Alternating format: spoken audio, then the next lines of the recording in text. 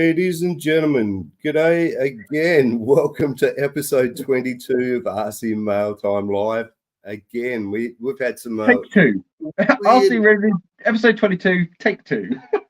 Take two. Again, we had some weird technical issues. We had a net meltdown 5 minutes before the show. We just had some weird start going live, which has only ever happened once during this show. Not sure what's going on there, but thank you very much for joining us. Please welcome Adam here from Reactive Terrain. What's up, everybody? How's everyone doing? I'm actually going to be putting it on the big TV because then I'll be able to see what's going on in the chat because I'm actually on my phone and I can't see what's going on. Nothing better than looking at yourself when you're... Oh. No. You're not going to go there. It's always delayed as well, isn't it? You know, so there we go. That's it. Well, also, Mitchell, Top Speed RC, will be joining us in about an hour. He's going to be a little bit late. We were supposed to have Vince, V&B Speed, around too, but he's having some technical issues. I think his phone is not enjoying the StreamYard, so hopefully he'll get back with us.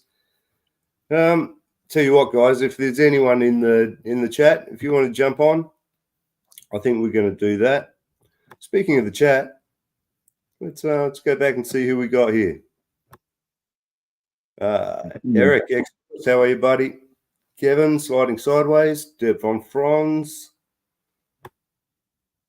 Chris, there we go. Oh, hang on, I just lost the comments there. Andrew Ritchie, how are you, mate? Yeah, RC Remedies live. I did come up this time. Didn't do it last time. First live stream on earth. Hey, all the best shows are. Oh, it's going to be a good one today. If earlier is well, if yours goes down, then like I said on take one, I'm going to end up at the helm. That's all you do, mate. That's it. I run the risk of my phone blowing up and overheating. Yeah. Don't leave me in the lurch, mate. That's what I mean, man. That's me. You're just like, right, well. Superb. Hey, MRCs, John, how are you? G Carter, g'day, mate. Saying hello to everyone. I think that's everyone. Sorry if I missed your name. Derb's still going on about the magnetic nail polish. Looks interesting though. I get what you're saying. He's talking about painting some rigs with this crazy gel nail polish. I think he was talking about trucks. He might have just been talking about his nails. Maybe. I don't know. Some of the it all has to be cured by UV nowadays as well, doesn't it? You know, the shellac. Right. If he's talking, here's me going on about nail varnish. Hey, check me out. Enamel, shellac, all that type of stuff. It's got all the technology, all the terminology, all the hello. Yeah, man. Mate. Radioactive. G'day. Andrew Ritchie asks, awesome, Adam. How you doing? How's G-Dog? Yeah. We're all got an end of year fatigue setting in quite quickly. We're all ready for a break, I think. I actually haven't seen G-Dog for a couple of weeks actually because he's been so busy. Right. But, he's doing good, man. He's doing good. Yeah, busy's better than not. Absolutely, yeah. It's crazy season for us. G'day, Radioactive Scale. How are you? Woolsey RC. G'day, mate. Who else we got here in the comments? Zed's RC and Overland Adventure. Hey, mate.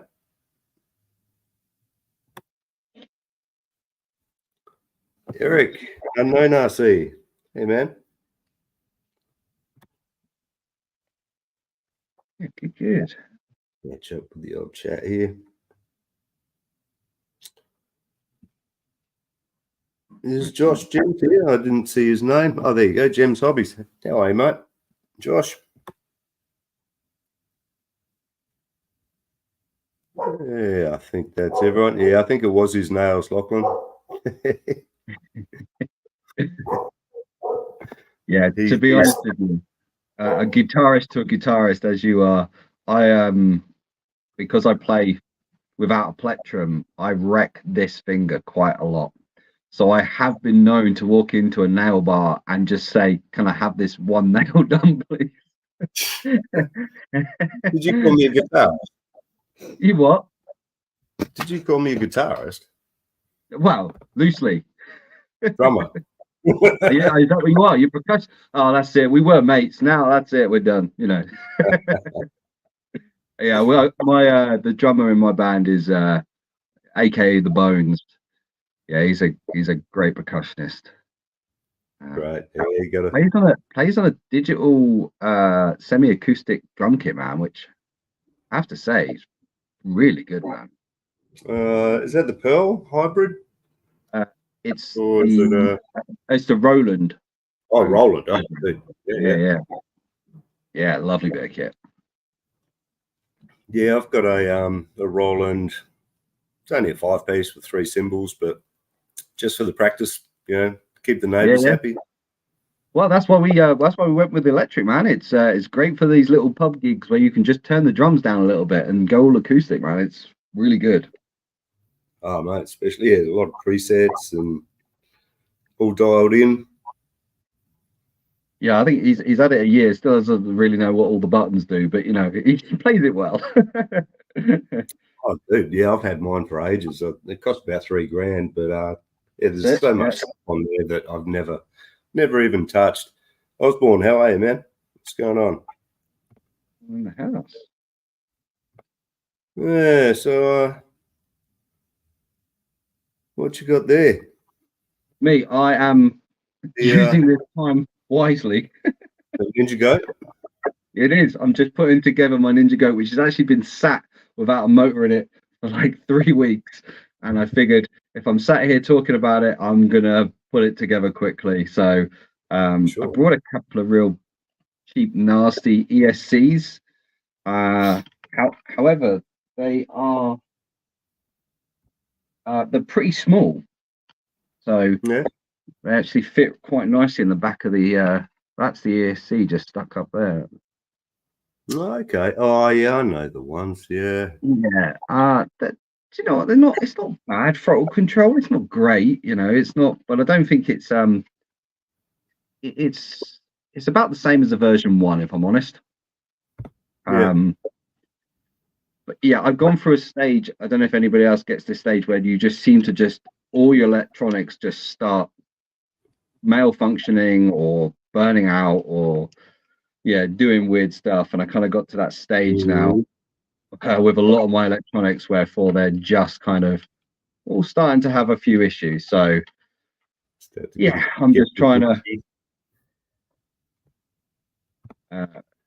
find some solutions. I have got a GP7, which I want to program everything onto that one controller.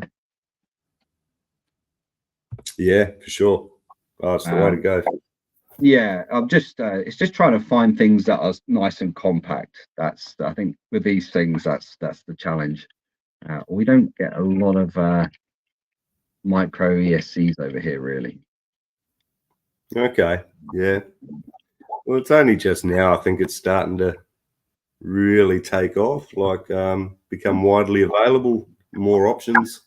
Yeah, absolutely. I definitely feel that it seems to be like when we started a year ago we found it really difficult to get anything over here in the UK. It was like so minimal on Amazon and everything like that. So at least now, I'm noticing a lot more coming through, which is really good. G'day, Glenn. How are you? Yeah. Yeah, it's funny speaking about the electronics giving out all at once. I was just talking to Nick, actually. Was it yesterday or the day before about Endura servos, and I took this guy out for a bit of a run, and it's like, yeah, getting a bit twitchy, the old caller. It's like, oh, don't do it. Yeah. Yeah, I've been quite fortunate with servos. I haven't burnt out too many servos. I think I've only actually done. I think I've only done one, which was an Emax one. Uh, Yeah. the Killed rest a of them few. seem to be okay. I mean, I've had a ramp crab servo for an absolute since literally like I started in the hobby, and that thing's still going really strong. That took a kicking. Yeah. But yeah, that's the other thing I noticed with ramp crab. They just brought out a new chassis kit, um, LCG kit, which is for the money Okay. they're charging at the moment. It's super cheap, and you get quite a bit. You know, you get the skid pan, you get the links, you get the chassis, you get everything in it. All right. Actually, I've got one wrapped up. It's a Christmas present. I'm not meant to know about it, but I got one, and then I've got another one on the way as well. So yeah, I think I'm a bit of a ramp crab fan, really, because like I said, I've Okay. been using the parts for a little while. I don't know if I you've have got. heard things about them. Yeah, have you used any of their parts or anything? I haven't owned any ramp crab gear. I just like the name. Ramp Ramp crab, yeah, I know it's pretty good, man. But they're really kind of coming on leaps and bounds. They're really bringing out a lot of stuff at the moment. So yeah, I think we should see. I think next year we might see some really cool stuff from them. Derp seems to be a fan here. The LCG ramp crab chassis, super cool Yeah, looking. yeah, it's. I mean, look, it's very close to Killer and what's the other one that's like that? It's the meanest chassis, LCG chassis. It's the classic G'day, looking Mitchell. LCG. Hey, Hey, what's Hey, up, man? buddy. How you doing? Wasn't expecting Yeah. you soon, man. That's awesome. Thank you. So, how are you, mate? What's going on? Oh, wonderful. Just got home from work not too long ago. Got the kids situated, wife, all that. Nice. Good to Tickle go. the boxes. Got to tickle the boxes. Got to check all the boxes first. Tickle the boxes. Living the dream. I giving the box a little tickle.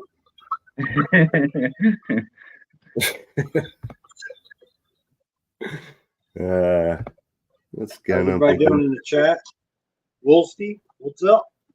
Radio's active. Chris, Thanks everybody to doing Woolsey and Radioactive. They've actually sent through some pictures for later on for show us your rigs. It's always good. Nice. That's nice. Have you got your YouTube running or something, Mitchell?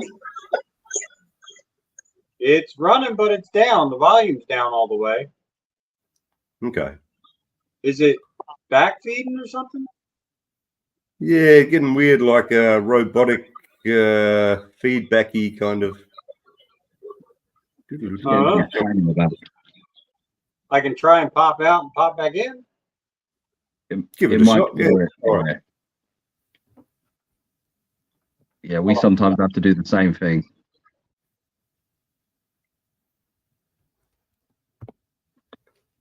Yeah, I Fast. brought up. We're talking about ramp crab again. I brought up their front axles because there's not many front axles that give as much turning. These actually give a really strong turning circle out the box without any modification. Sorry, which ones, Adam? The ramp crab axles. Oh, I didn't know they did actual axles. Yeah, cool. Oh yeah, man. They're fully alley. They come with brass hubs, real cheap, like super cheap, really. And their turning circle is pretty clean. You know that you can get Right. a good look on it. Look, you know that's That'll out. get That's you there. no mods. Yeah, no mods off that at all. That's just straight out of the box. And they don't really bind up that hard either. Yeah, nice. I do like the aluminium. Yeah, they work. They work really well. How's that? I think Yeah, we're good now. Yeah, that's better. All right. There's a tiny bit of something there, but it's all good. What's going on, Matt Harris? How are you, mate?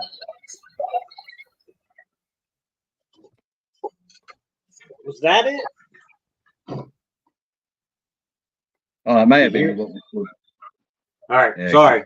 I'm used to the Zoom. The Zoom back blocks all that out. My dehumidifier is running underneath me because I like to 3D print. So yeah, me too, man.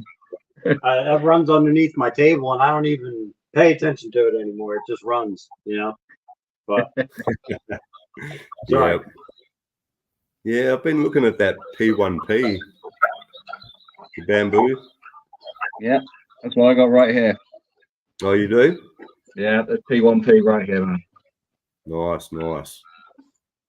It is. Here. It is lovely. Heard good things. Well, you what have I got? What have I got? I've got bits around. Here we go. G'day, James. How are you, mate? Yeah, it's fast printing. It's real clean. Oh, so that's your workhorse, is it, for what you're doing now? Yeah, right. Wow. That's nice, man. Very Does nice. look good. And that'll print that in about 2 and a bit hours. Really? No way. Yeah. Because it's more like Core XY sort of style, isn't it? Sort of. Yeah. Yeah, I mean, that's the first ever 3D printer I've ever owned. I was, Really?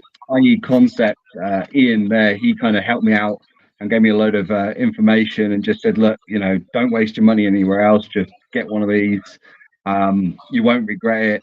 And for producing stuff to sell, having something that can get this type of quality that quick was kind of essential for me because you don't want to be printing stuff that take like days to do.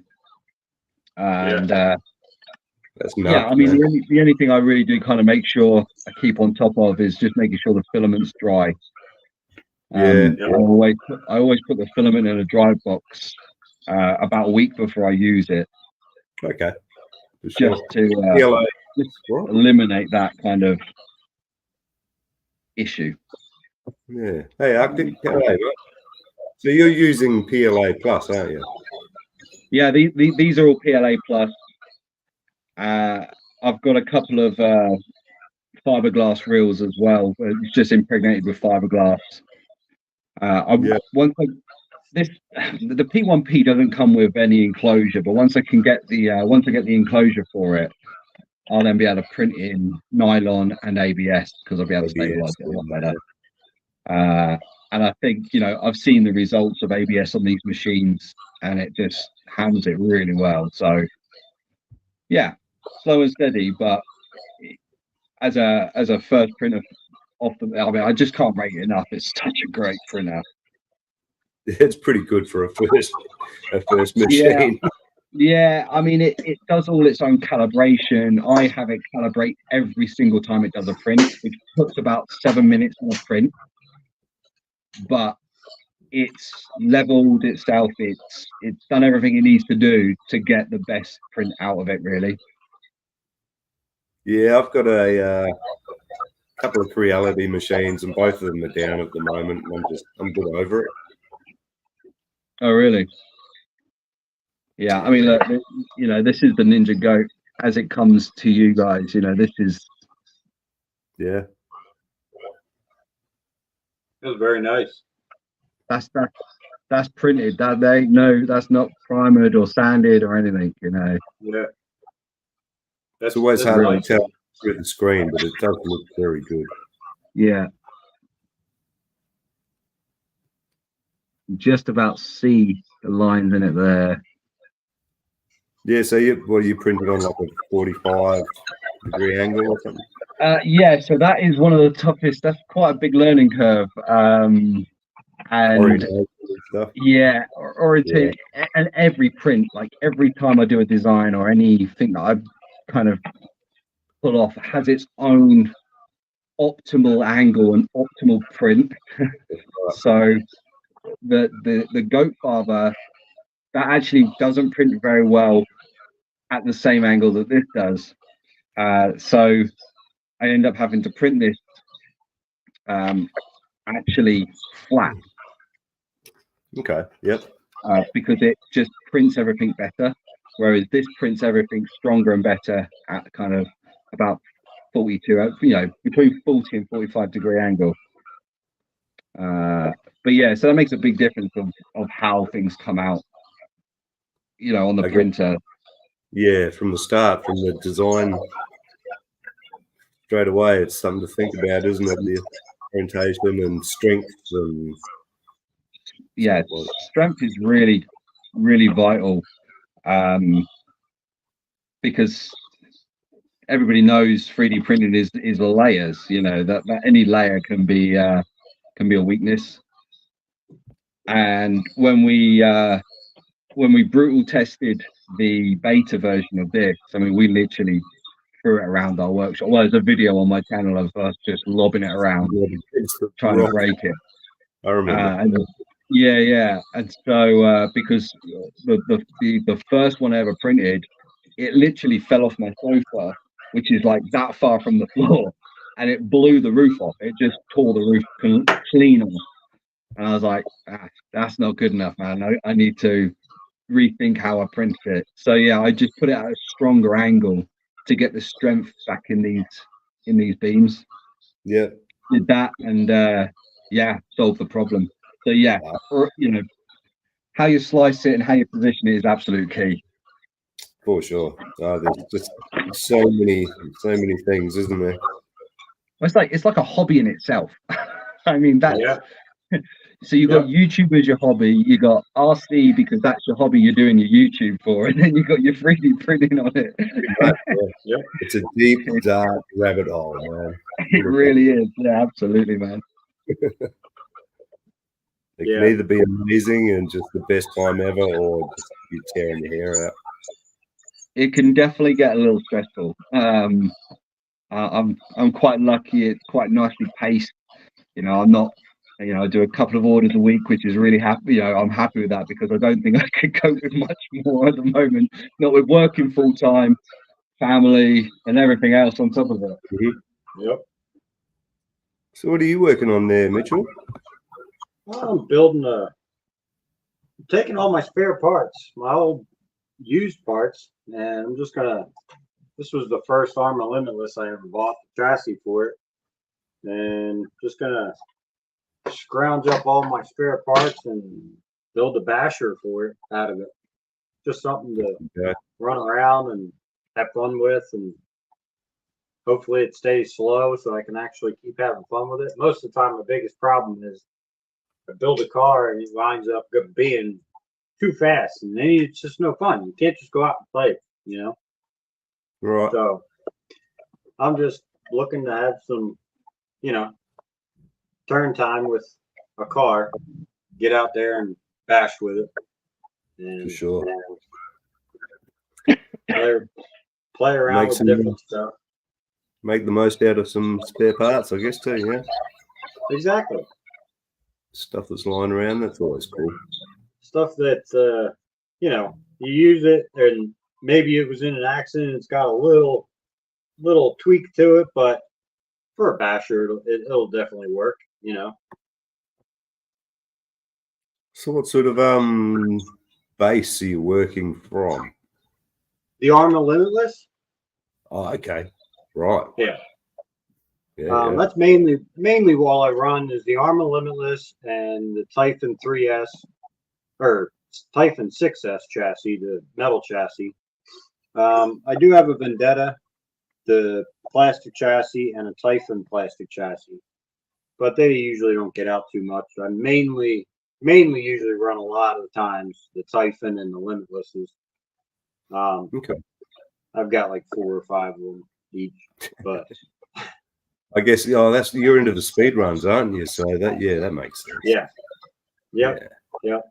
Yeah, I have a need for speed, and I can't leave nothing to go slow. It's everything's, I don't know. It's just an addiction of mine, you know? Yeah. Yeah. I hear you. I like to build things that are pretty overpowered. Doesn't mean you need to use all the power, but you know. No.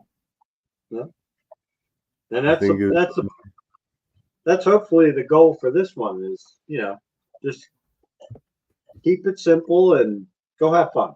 You know, right. go to a parking lot, run around. Not too many frills. Simple. Yep. Nice. And it's winter time. So winter time and speed running don't usually mix. So I usually get a lot of my 3D printing done then and play around with some old stuff, put some other stuff together and tune up the rest of the cars, you know. See what it comes out like, yeah. Speaking of winter, 907 Arctic RC. Robert, he's saying it's been months since he ran an RC. Oh, dude. Yeah, that's harsh. Yeah, that's not great, is it? Being where he is, that's horrible. That's my idea of hell almost. So that's the advantage of having an indoor course like we do. Yeah. That'd be nice too. Do I have a bad echo, guys? Is it me? So, bro? No, there's a tiny bit of echo going on or something. I don't know. Yeah, I think it may be coming through your side. Yeah, you might have a bit of a connection problem, Nave. Wouldn't surprise me, mate. No, given the start of the show, it might be causing you a bit of problem with feedback. That's probably the second or third worst start we've ever had. Well, I was glad to be a part of it. Yeah. Played your part. Man. Boys in the chat are just talking about if people are 3D printing 110 bodies. Yeah, so a lot of the 1/10 bodies are done in segments. Yeah, it depends on your build plate, doesn't it? I guess. Yeah, absolutely. This build plate is 256 by 256, so it's not massive. It's perfect for micro. I mean, absolutely spot on. But you know, you could easily build a 1/10 off that. You just need to splice it in 2 sections, and to be fair, it would probably print faster being in 2 sections and then kind of gluing them together, or kind of edit it up and put yourself some bolt connectors so you can just, you know, bolt through and get it all nice and tight. If you've got a bit of kind of Tinkercad experience or any form of CAD experience.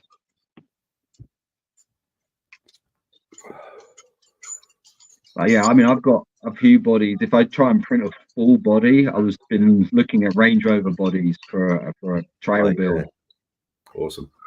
And that's clocking in about 10 hours worth of print to print the whole, basically full body on the bamboo. That's on like super fine though. Do you know what I mean? It's not done on your kind of standard setting. It's printing at about 0.2 on your lines. 0.2, yeah. Yeah, so real fine. Yeah, I like 0.2. It's nice. Yeah, it just adds back in, guys. Let's see what's going on. Yeah, go for it. We'll see what happens. Go in your capable hands. Yeah, no worries. We'll take the helm here. Excellent, man. So you were saying you're a bit of a speed demon, yeah? Yeah. Everything's got to be fast. Yeah, I used to be like that. We when me and my old man were first started, man, we were all about like 1.8 nitro buggies. That's what we were doing all the time, man. That's just cool. tearing them apart, going car park bashing, just tearing across fields and stuff like that. Yep. Yep. And then, then the old we used to do the old Schumacher 3-speed when that come out. Okay. That was a fast vehicle to be. I did a lot of nitro. I didn't really do kind of battery for ages. Okay. Yeah, I've never done nitro, so that's. Oh, okay, fair enough, man. Yeah. I've only ever had one nitro. What was that one? Cheap, I think. Not HSP. Okay. Cheap thing. I don't know, man. I'm not a fan of having to tune it all the time, and just too fiddly. They can be really temperamental. Yeah, tuning it to the weather and stuff, or to the climate, or conditions. Can be. We've still got some bullshit going on, don't we? Yeah, there's something going on. I'm going to chuck some headphones in, man. Give me a sec. Yeah, I'm going to do the same. See if that'll cure it. I don't have any headphones. I'm not sure it's coming from you. I'm not sure it is. Just going to make sure it's not coming from me. It sounded good when he popped out, and then it wasn't until later on started hearing it again. All right, let's see if that works. Or is that worse? I think that actually sounds worse. No, it's pretty clear. Is it? I hear it clicking, but Okay, well, we'll see how that goes. All right, is that better? yep. Right. Maybe sure. marginal.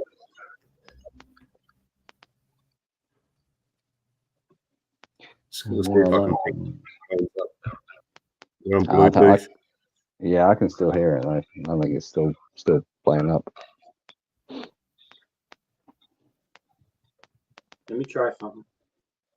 I mean, my phone's on, but let me see if.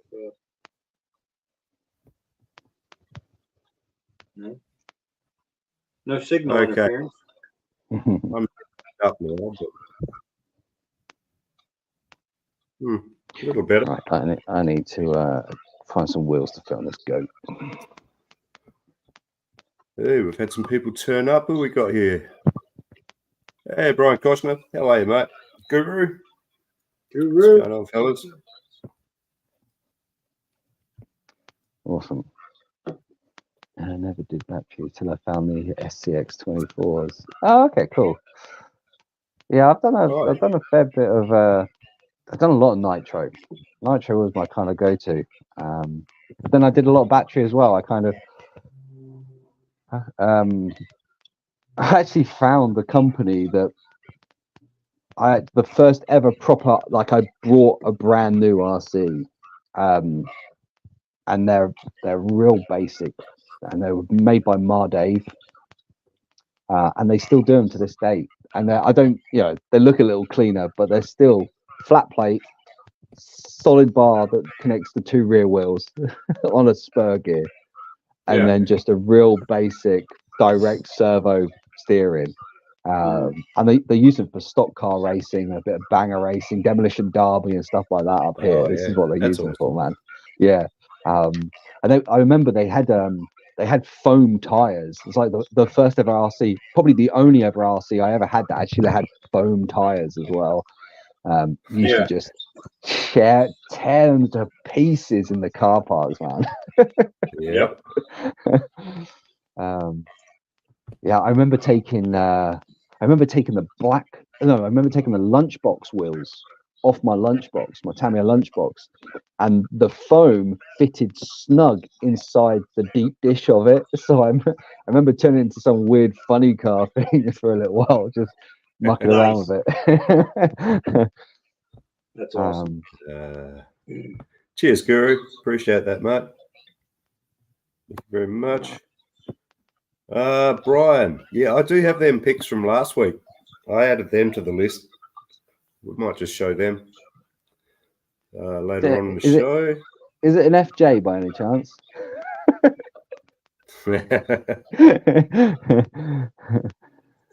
Yeah, He's been doing some nice got a builds few. lately. Yeah, he's got a bit of a roll going for a while, didn't he? It must be hard to Ah. come down from the after doing like 3 or 4 WTs, I reckon. I reckon so. WT micros. I've been looking at he's been doing a gladiator build, hasn't he, recently? I've been looking at that. It looks pretty interesting. Oh, that's right. Yeah, the Rock Wolf. Yeah. Seen a couple of pictures of that one. Yeah. Yeah, so Yeah, usually he'll send pictures through at about 5:30 in the morning, my time. okay. Like, oh, right. Ding, Thanks, buddy. Ding, ding. Oh, no, I don't get no notifications. I fucking do not disturb, mate. At that time, no one's waking me up if I don't want to be woken up. Love it. Yeah, I love it, man.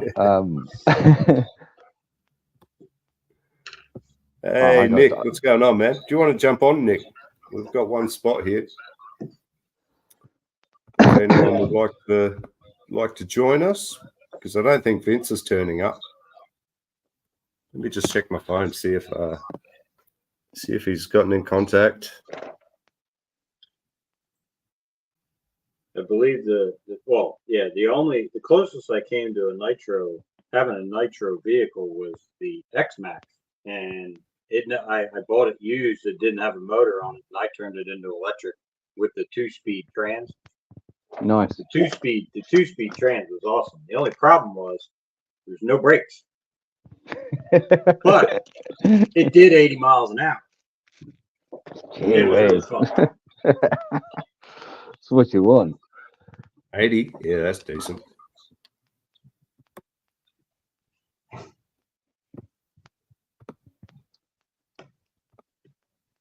Yeah, Brian says the Gladiator's just about wrapped up. Okay. Yeah, nice. Nice. Right. Because no, I have been talking to Matt from WT Micro about doing an all WT Micro episode. Try and get him, Brian Koshner, maybe Nick. Yeah. Nick's got one. Who else has got one? Bass C. He's got the Willys. The Willys Jeep. Yeah. Yeah, Yeah, it'd be good. Yeah, very nice. Very nice. It's witching hour. Yeah. That's the best time to jump on, Nick. I don't even know what that means. That's a good thing, right?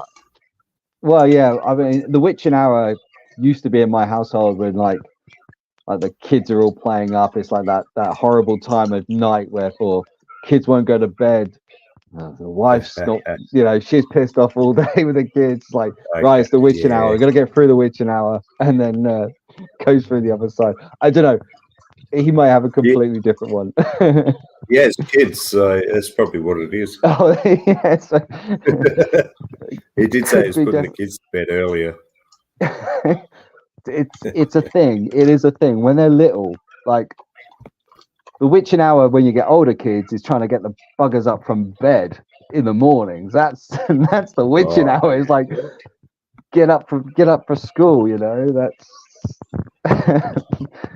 But so the witching hour is kind of reversed. It used to be nighttime. Now it's the morning time. So got to get the wife her coffee to make sure she's happy. Got to get the boy out of the bed. That takes about 4 hours to do. Yeah, we just got confirmation from Nick. Apparently, that's what witching hour is for him as well. Excellent. There we go, man. I hear your pain, brother. That's self-imposed, mate. Yeah, it is. Yeah, it was that one beer. One beer and 3 minutes later. And 3 minutes later, that's it. Done for. I'd like to say there's light at the end of the tunnel. It isn't. The problems just get a whole lot different.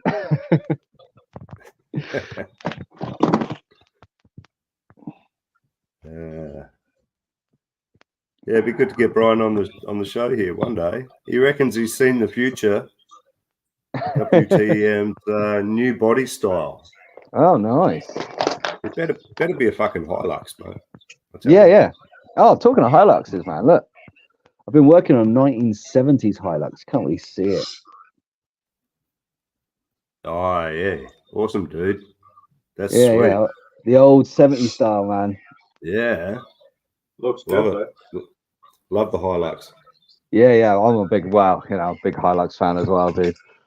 So yeah, just gonna work on the back, get the back done as well. But yeah, I like the old 70s style.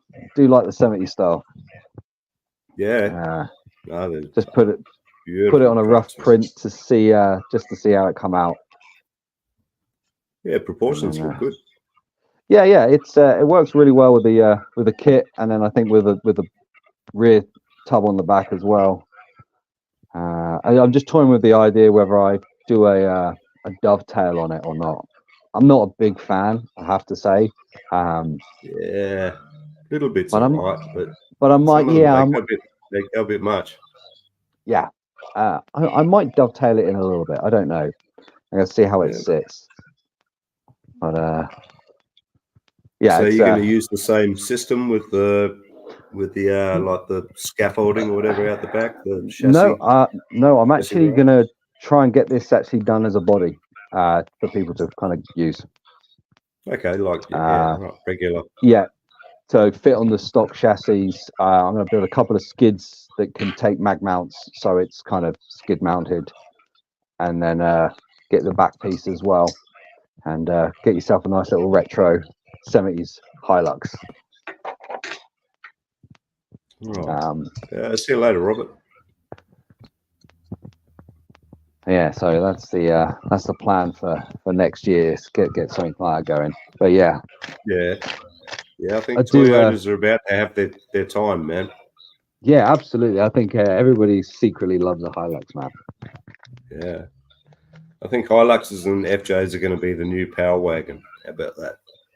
Yeah, I reckon you're right, man. I reckon you're right. Definitely. Well, people use that model, that 1/20th scale model from AMT, didn't they? Quite a lot. AMT, yeah, just got re-released recently, so yeah, it's plenty around. Popular, yeah. Ironically, I can't get them over here. Really? No, they still haven't come over here yet. Still really difficult to find. In fact, it's really difficult to find any 1/25th model, 1/20th model kits over here. It is, yeah. I think it's hard to find in general, really. Yeah, not too many of them. And then cheap, kind of finding like die-cast models. Like you can get some really cool 1/18th or 1/24th die-cast, but they're big money over here. Like that cost me the same as what a full SCX 24 kit will cost me. Really? Yeah, they're crazy price. That's nuts. What? Why? Thank you very much, Robert. Appreciate that, mate. But wow, there is cheaper ones around, but it's never the one you want. That's true. Yeah, it's never the one you want. Oh, Depp Franz is still going on about his nail polish. Your nails must look amazing, bro. That really, it must just look fantastic, mate. All right, fellas. I think we're going to move on to the question of the week here. Yeah, do it, man. I do have a banner here somewhere. I am organised. All right, here we go. The question this week: what's the worst part of the RC hobby? Hiding it from your wife. There you go. That's fair enough. Yeah, not a problem I have. Luckily, try to find hiding places for all the kits.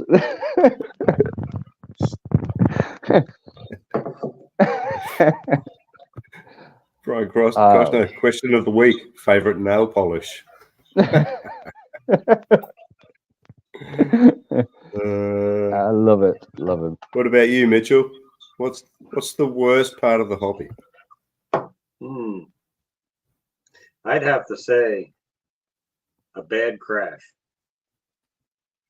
Costs you a Yeah, I lot guess. of money. Yeah, Cost you a fast buck or crash. two, don't they?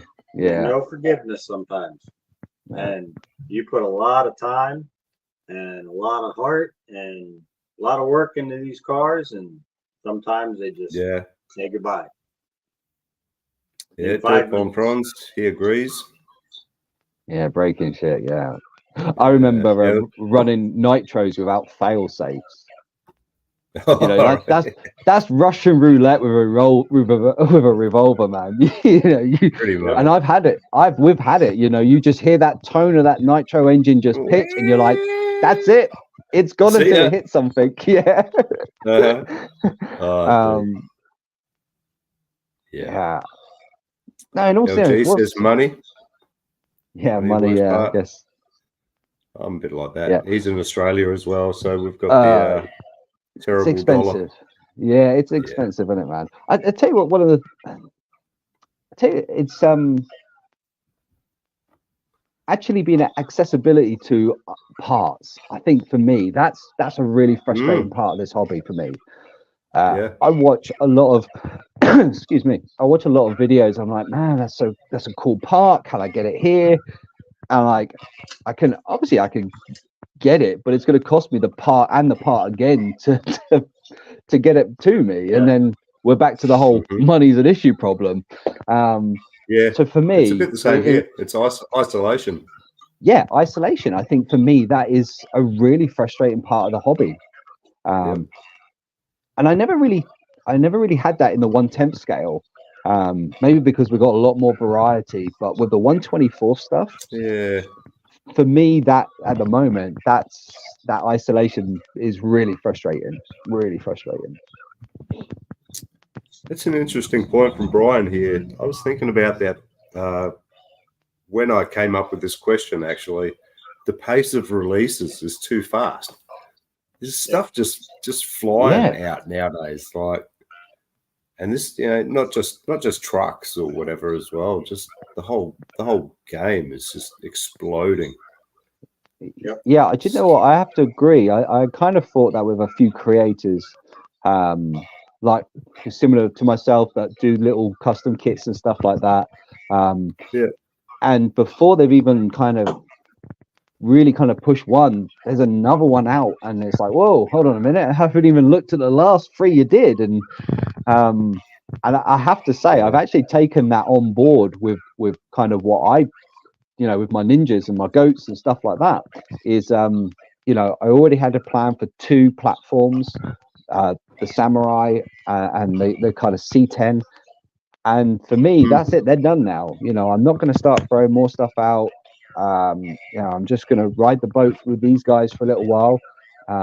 Maybe get some upgraded parts for them. But yeah, I completely like FMS. I mean, every week they seem to have a new vehicle coming out. I know what's going on in the offices and the production warehouses of FMS, and that's just not trucks as well. Like they're pumping out planes and boats, planes. It's just everything. They just seem to have like endless new stuff. Yeah, you know, I'd have to say another big thing I see in around here in my area is the decline in the actual love of the hobby, as far as building and being different and making something your own. The hobbyist part is gone nowadays. Like, you go into hobby shops in my area, and it's all kids that want to buy a Traxxas off the shelf and just run it, you know. And I've gone into these hobby shops, and they're like, the people that work there flat out tell me that part of this hobby is gone. There is nobody out there. There is no seller's market for that. Nobody wants to build an RC car or even paint an RC car. And I'm like, that's the fun in it. Like, that's why we do it. You know? Yeah. And that to me is one of the biggest problems. I mean, the downfall to it is, you know, it's getting harder and harder to find, you know, if you're a hobbyist and you want to do different things or make something different, it's very hard to find that because there's no availability of it. Everything is so mass produced of XYZ. It's like, how do you be different with it other than create it yourself, you know? Exactly, and I think we're going to go back to the conversation. Is that's why I bought a 3D printer. I'm an old hobbyist. I like to build stuff. I like to sit there and create my tinker around with it. You know, I got nothing wrong with buying modded parts and nice array and putting them all on. But for me, I love just going, I want to build that, or I want to do that with it. Definitely. You know, I'm working on a concept for a dig system, and like there's nothing out there. So I'm like, right, I'm gonna design it and see if make it and solder it together and see if it works. You know, that's what it's all about, really. Hopefully some of these kids that are buying the ready to runs, they'll come back full circle, you know what I mean? If they don't throw the thing in the bin when it's done, hopefully they'll want to find out how to fix it, and that'll keep that circulation going, I guess. But I think that comes from the actual kits supplied as well, isn't it? You know, when I brought my Tamiyas and my Kyoshas and my, you know, I used to race in the Kyosha Cup and stuff like that. You had to build the thing, you know. You had to read the manual, build it from a plate and set it all up. You don't have to do any of that really anymore. You just kind of away you go, plug it in, charge the battery, and off you go. I think the industry's made people lazy. I think that's the reality of it, isn't it? The industry has made people lazy. You know, we don't like to chew our food anymore. We don't like to chew food. Anyway. No, exactly it. We don't like to chew our food anymore. You know, it's a terrible society. We're becoming very soft. We're losing our survival skills. Oh God, yeah. Notice that, like with all the technology, everything's available at the click of a button. Yeah. But the after effects or the repercussion, hey Blitz, how are you, man? Yeah, is that we're losing, like people can't cope with the smallest things going wrong these days. No one's got any problem solving common sense at all. I work with a lot of youngsters. Common sense. Common sense, mate. Honestly, like there is none left. It's out of the water. There's none in the water anymore at all. It's like I work with a lot of youngsters, and I do wonder. I'm like, where is the building industry going to be when people can't even be bothered to get up and go to work anymore? You know, work from home. Yeah. But I mean, I guess that's a whole new show. Yeah, it could be a whole show's topic for sure. That could definitely that definitely put the worlds to right rant. That would be. Yeah, so Blitz and Kurtz there, we're asking, what's the worst part of the RC hobby? What do you guys have to say about that? Got something here from Brian. Interesting comment. RTRs are a great way into the hobby though, which this is true. Yeah. That's what I was sort of saying. Hopefully you can snare them in, and hopefully they'll want to fix and learn. Yeah. Great way to learn. Yeah. People can learn as they go. Yeah, that's true. A lot of people aren't mechanically minded. But it's a great way to become mechanically minded. Yeah. Yeah, I often do think that because I often go, well, why do we all do the RC side of it? For me, it's about building vehicles that I can't build a one-to-one version of. That's for me why I do it. You know, I'd have an endless supply of cars if I could afford to build them and stuff like that. So I use the RC hobby to kind of scratch that itch, so to speak, in a very small way. But that's why I'm into the hobby. I'm a massive car petrol head. This kind of just scratches that itch where I can't have big trucks and fast hot rods. Absolutely. But Kurt says customer service is the worst part. I don't know, man. These days, I don't think they can afford to be, can they nowadays? I think, especially with the internet age. No. Yeah, that's it. Something goes wrong, people want to tell the world. Oh, that's it. Let's put it on Facebook. They did this wrong, you know. Big rant. Yeah. So I do. I envy anybody in customer service nowadays because Yeah. you've got to. Oh, no way. It's a tough man. I used to do it. I wouldn't do it nowadays. Not with the internet. And Oh, everything. really? Yeah, I've You been couldn't pay me enough. there. No. Dirk von Franz has a question, which is Adam. Did you see my question? I don't think I saw it, Dirk. No, I haven't got the chat up. I'm I don't have it on my phone. You lost the screen. Throw it up again, Dirk. Yeah, ping it up again. DRC says, worst part of the hobby for me is having to work Monday to Friday. Yeah.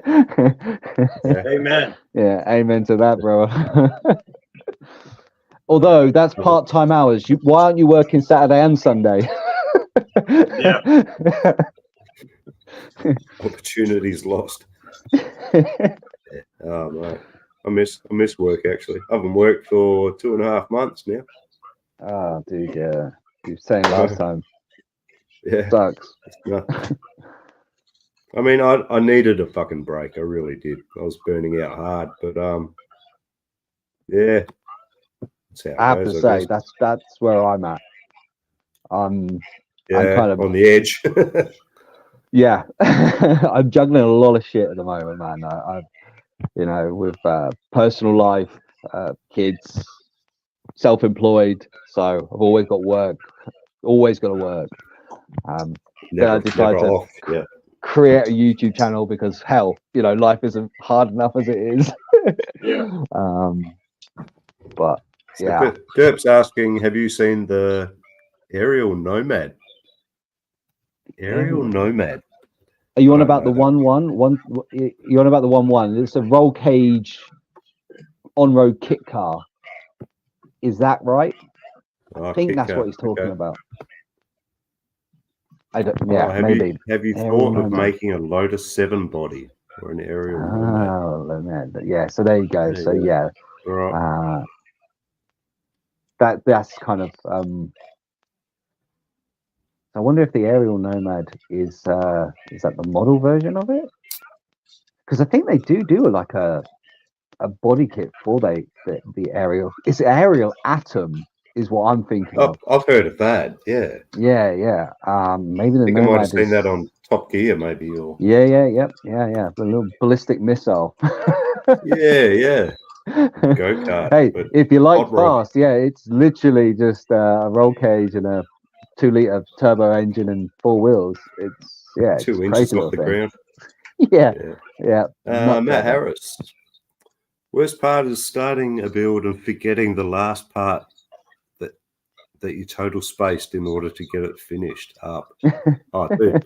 I have planes, boats, cars, trucks, drones, all in various states of unfinished, and you leave it for too long. It's like you come back to the project, it's like you've never done it before. It's like, what's this? What is this thing? I used to remember what this was and how it went together and everything. Yeah. I think that's the hobby, isn't it? We all end up like this. Like, we all end up with boxes like this. Yes, sir. We do. Just boxes of stuff. Yeah, we're hoarders. We are hoarders. That's for sure. It's all those kits that have finally made it into compartments. Like, so I'm not the only one, Brian. Oh, that's good to hear. Worst part. The late night dopamine build up to an internet RC purchase, followed by instant regret. Dude, I thought I was the only one. No, I think if you've got a YouTube channel, it's even worse. Oh yeah, because they all say, I just got this new thing. Yeah. For the channel. Yeah. It's like, you didn't get that for the channel. Well, you are the channel. Yep. It makes me laugh every time, that one. No, good advice there, Andy Ritchie. Never grow up. It's a trap. Yeah, absolutely. I'm fighting it pretty hard. doing all right so far. Yeah, I'll keep my mind young, but I can't guarantee my body. That's for certain. Yeah, no, it's out of control, that part. Oh, here we go. Uh, We got a comment from Cra- Curbs here, crashing Oh, yeah, into the that- curbs. the worst part and the best part. Yeah. Yeah. Oh, mate, you wouldn't have videos then if you weren't crashing into curbs, would you, Kurt? Oh no, that's the thing. You look at like Kevin Talbot over here, big UK YouTuber. Yeah. I mean, he just literally smashes everything up. Oh, yeah, I watch all his stuff, man. Yeah. Yeah. A lot of people hate him, but, mate, he's a self-made... you Yeah, can't he's- knock what he's achieved. he's put the legwork in. You know, Yeah. he's not. They ain't gifted to him. That's hard work gone in that. So Who yeah, else has I'll take built a my- one-to-one monster truck from pictures yeah. and videos and asking friends? Just, Yeah. mate, that's determination, dude. That's willpower.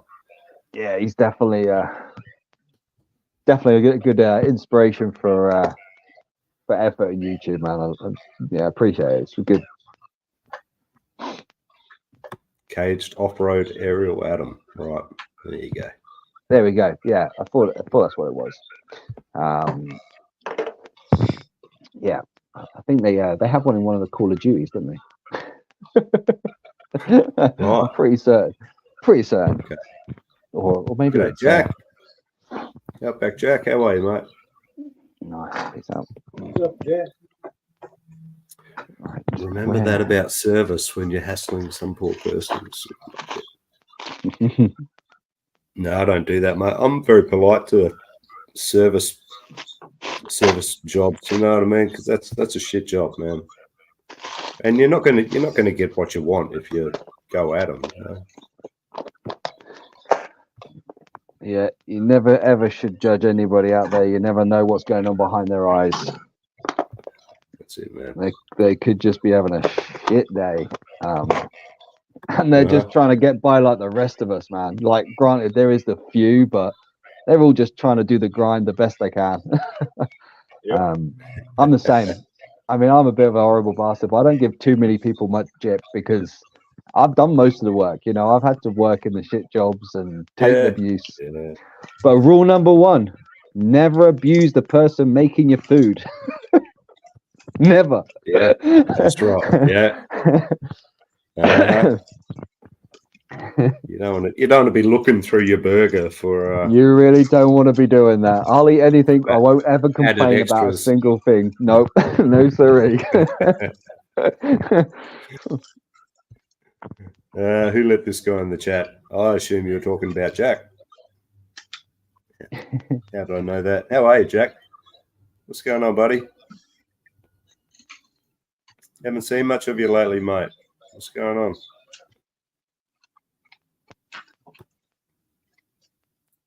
Well, if that's any more questions of the week. Hey, Jack, what's the worst part of the RC hobby for you while you're here? Microwave master.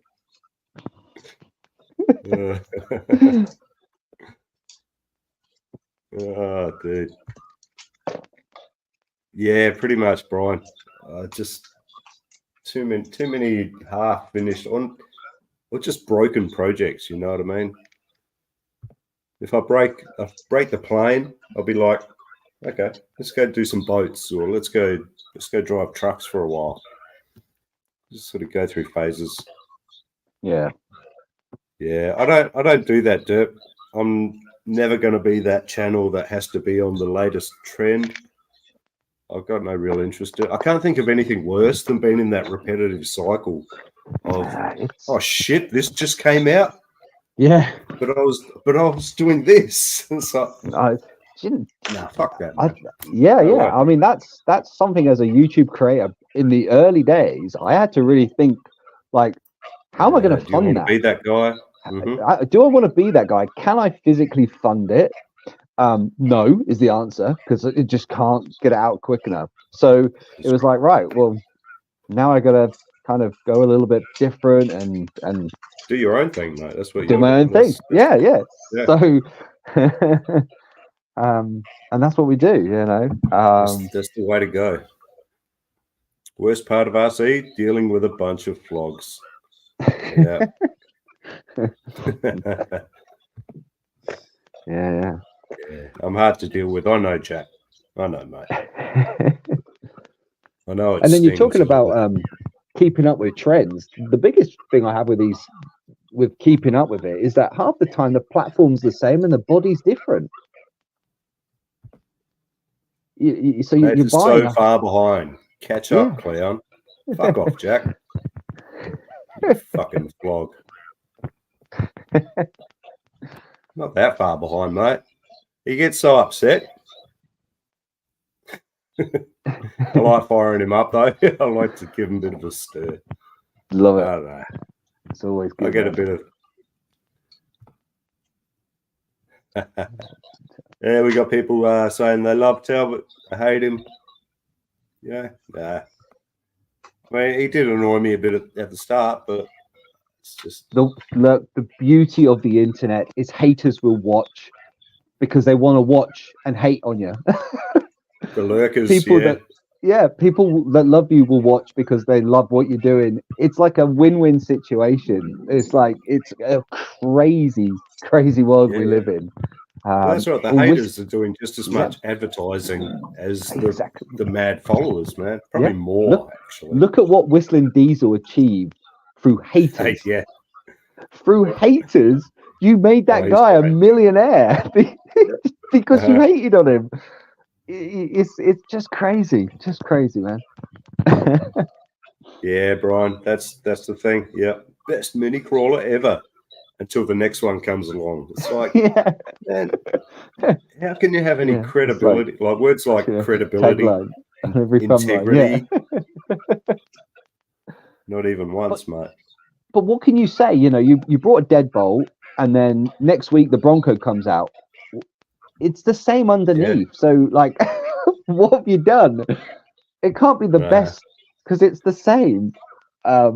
Technically, you know, and I do find out with like FMS. At least FMS have tried to mix it up a little bit. With Right. like doing single speeds and 2 speeds, but again, you're just throwing money at it because you know what, the K5 is on the same chassis as the Power Wagon. The new Unimog is on the Power Wagon. Yeah, it's a shared platform. So you're spending $150 every time on a body, which is crazy, really. Yeah. Sometimes the finishing part is painting if it's a hard one. Yeah, Blitz. Yeah, I have trouble finishing projects. I was talking to Corey, Got No Chill RC, about this last night, actually. I said, you have problems finishing stuff just like I do, don't you? And he's like, yeah, because the next thing comes along and it's like, oh, look, shiny. Yeah. Yeah. I got so many unfinished projects. It's sad. I think the biggest thing for me, and I've been like this ever since I've been in the hobby, like I used to buy a brand new kit and I wouldn't even use half the stuff because I would have gone and get a new upgraded motor with it, and you know I would have saved enough money to get upgraded wheels. I can't keep anything stock for very long at all. Stock's a dirty word around here. Yeah, and then you kind of build it, and then you're like, that's cool. You use it, and then you tear it down and just turn it into something else. And that's my biggest problem, is trying to keep things actually in a built status without tearing it apart and building something else out of it. Let's rip it apart. Yeah. Sometimes we're just fresh out of the box too. It's just like, I know. I'm not even going to run it. I'm just going to start. Just going to tear it apart and I don't know. It's a sickness, man. G'day, Sergeant J. How are you, mate? You sold some more RCs, Jack? I don't know why I'm being nice to you. It's a bit of a prick. Yeah, that's like all the cars that I build. I bought 2 full box Arma Limitlesses. Every other one of my cars are all purchased parts. I buy the chassis, I'll buy this, I'll buy that, the differentials, the control arms, and I put them together the way I want. sometimes it's easier, to just buy the whole car. If you don't feel like wrenching on it, you just want to, whatever, throw it together. But Yeah. a lot of the Yeah. cars that I build, you wind up buying piece by piece because, like you said, you wind up changing that. You don't use that gear. You use this motor. You use that speed controller, So, Yeah. Yeah, absolutely. It's I mean, always it's something that I've definitely been thinking along those lines because I really quite fancy getting into like the little 124th drifters and stuff like that. And they fetch good money nowadays. I remember having first gen Mini Zs, and I was like, actually, you know what? I'm gonna change the motor straight away. I'm gonna do this. I'm gonna do that. So what is that? How much are those parts? And then can I then 3D print? Can I then purchase second-hand kit and do it that way and save myself the whole price of a kit just to throw parts away to put upgraded parts on it? Yep. Mhm. So yeah, I think that's probably the route I'm going to go down with a little 124th drift. Actually, just kind of buy the parts and build it separately, and with individual parts rather than a whole kit on kit or whatever I need to do to get it done. Lachlan, the great Viggers, the GVs, they're going to me, mate. Yeah. Certainly odd. Yeah, great Viggers. Very nice. Yeah. See what reaction we get out of Jack. I think we might move on to the next segment, guys. We might do some guest spotlights because you don't have a huge amount of time, do you? I've got probably about another half hour, and I'll have to call it a night. Gotta get up early in the morning. Yeah, nice. Yeah, what time is it right there? It's 10 to 1 in the morning. Yeah, okay, yeah. All right. Well, Mitchell, we might got any bits and pieces that you want to show us? Well, I don't know if you all seen the TTO1 challenge from Poor Boys. I do have that car here. I think that's how I found your channel, actually. This was the TTO1 I was running.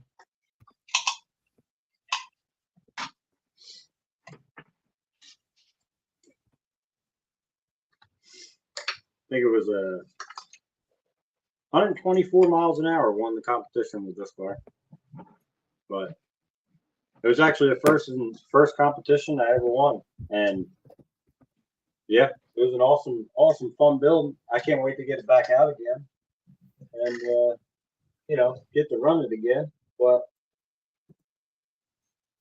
I was working on the body and asked for 3D printing for the subject. Made that wing. 3D printed that wing myself. Nice. Designed it for it. So I'm gonna give it a try, see how it works out. Yeah, nice. What is that for the Limitless? No, that's for the TT. That's too small, isn't it? Yeah, okay. Yeah, gotcha. Thought it was a bit small.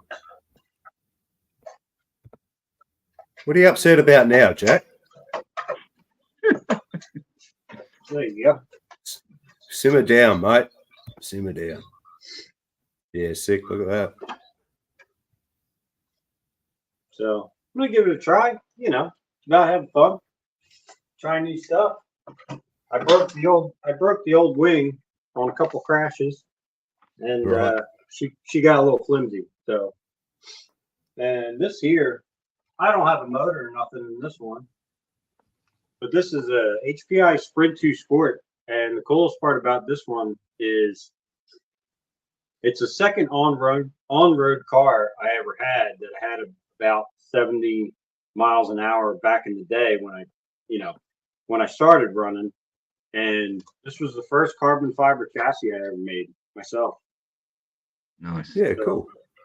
It was a plastic chassis, and then I just made this one myself.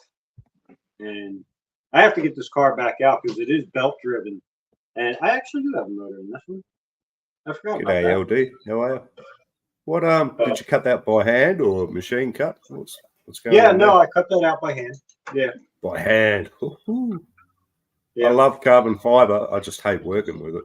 Oh, it's tough, man. Yeah, it's Oh. definitely that was a learning curve in itself. And measure twice and cut once with carbon fiber. There's no you can't put it back on there. And wear all the PPE, man. Fuck. Yep. This stuff gets into you, it's over. Yep. That's it. Yep. It's fucking cancer on a stick, man. Honestly. Oh yeah. Yeah, it's definitely potent stuff, that's for sure. Yeah. I actually love prefer it. I actually prefer laying carbon fiber versus then cutting it Okay. and stuff like that. Like the epoxies and to actually lay the fabric of carbon fiber, it doesn't smell at all. There's really no odor or nothing like that.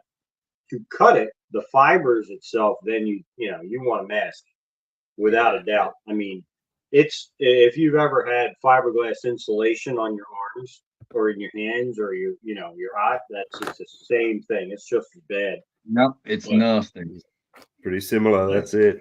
Yeah, you don't want it. It is gnarly stuff, man. Real nasty. Yeah. This is It doesn't break down. That's the thing. Yep. That's your body just builds around it. This is one of my hand laid. This was my first attempt at a hand laid carbon fiber body. Oh, dude. Yeah. So trying to get this light right. I had it right. I had it better, but no. This light never wants to cooperate. Yeah, that's good. That'll do. Yeah, that's There you go. fine. Yeah, that's So- nice. Nice. And I just taught myself basically. I watched a bunch of videos on how to lay it and the different techniques, and I just said, well, the only way I'm going to learn is by doing it. And I just went for this one. And man, the first mistake I made was the tack coat. Before you lay your fabric on, you're supposed to put a coat on and then let it kind of tack up so it holds that first layer. Oh, okay. Well, I didn't give it enough time, and I tried to lay it, which is why this one, I don't know if you can, maybe, I don't know, but down around here, it gets all bubbly, like wavy. I just can wouldn't- see it something wouldn't- going on. Yeah, it wouldn't hold to the mold right, to the body I was using, but it still came out good enough to use for an RC car. It still looks 90% awesome. Yeah, they are. They're beautiful when you get them done. They are, and they're absolutely the first one I ever used. It's about a quarter of the weight of an actual plastic body, and it's so much stronger. Shit. So Yeah, much the stronger. durability for weight, Yeah. the ratio there is amazing. That's Yeah, cool, And dude. there's another 3D. That's a GPS holder Yeah. because the GPS can't be underneath the carbon fiber. I figured out. No, carbon's the So I had enemy to of make a RF. GPS holder. I 3D print those too. But yeah, Sick. cool stuff. Nice. Yeah, I guess how much is it for a limitless body these days? Well, I mean, the speed run bodies, like you could spend 150 to, they go up to 200. You could spend on them, and if you're running in the cold and you crash, it'll blow it to smithereen. I mean, thankfully, through a subscriber of mine, I had one car. Literally, the first runs out, it was cold, and I blew the body to bits. The whole front end of the body just cracked apart. And this guy, I'm drawing a blank on his channel. Toys for Boys RC. He messaged me and he goes, "Listen, man," he goes, "get yourself Gorilla Epoxy, 2-part epoxy, and Gorilla Tape. Gorilla Tape the outside of it, and 2-part epoxy, the crack on the inside, and let it dry after you put it all together." When I was done that, I have the before and after. I have the crash on video on my channel, and I have after I fixed that body. You would not be able to tell anything happened to that body when I was done. And it was all because of Gorilla. This epoxy Yeah. Right. I've actually got a and tube clear right Gorilla tape. here. That's Yeah, it. okay.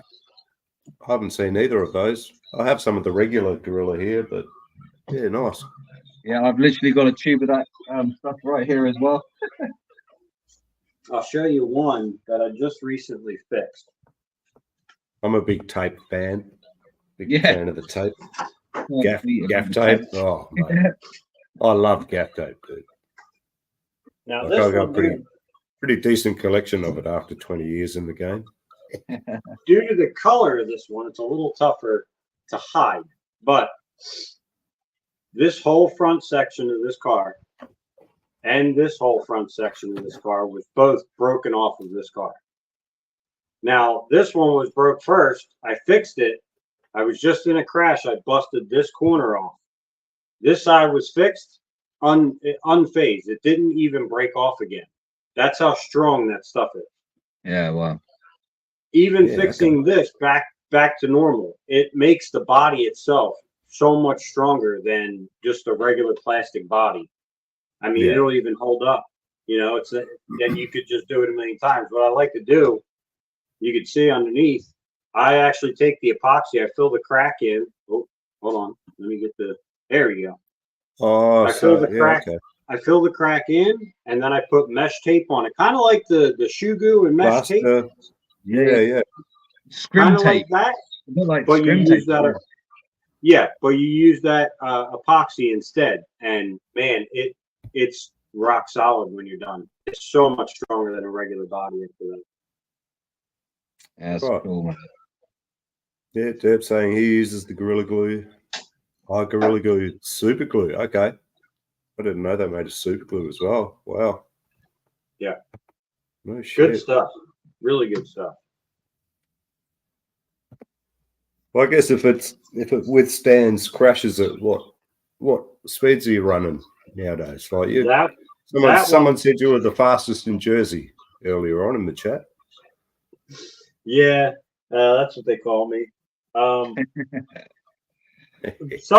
That one I just crashed at 134. So Wow. this one I have pieces of, which was the body that I originally had fixed. The reason why it's in pieces now is because after I fixed it, I wound up running 159 mile an hour with this car. And the next pass I made, I had one of the batteries go up in flames and burnt the car down. And this is what I was able to salvage from the car itself. But that's it. Well, from the body. I'm sorry, from the body. Yeah. That chassis is actually making a comeback. But this was the body that I originally fixed with the epoxy, the Gorilla epoxy and stuff. Mm-hmm. So it was easier to hide in this design and everything. You could not even tell that anything was done to it. But yeah, this one got burned to the ground. Right. It's a big risky question, game. Like, if you like the speed a lot, you ever tried going for the record?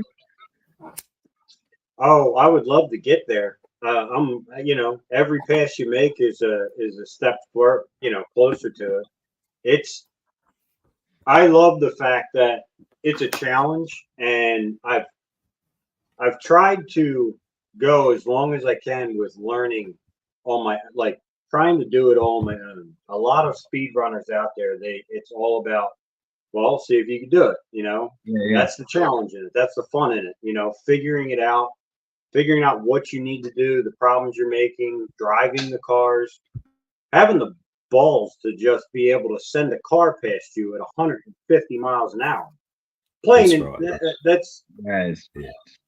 takes a lot. Lots of small steps to get small gains. Exactly. And every single pass you make, every single crash you make, you learn from. Nobody's just going to go out and run that 200, on their first time out for sure, without a doubt. But you always look forward to it. It's always a dream. So Absolutely. Derp was asking what's the record, like 208. Kurt says 222. 222, yeah. Yeah, Yeah. James, that was this James- year as well, wasn't it? James McCoy and Scorched RC. I forget Yeah. the gentleman's name. Oh yeah, that's right. I think Yeah, James I McCoy remember. has it. I but don't really Scorched follow the RC scene. is pretty good. Yeah, dude. That's So, fast, man. It's just My fastest so far is 165.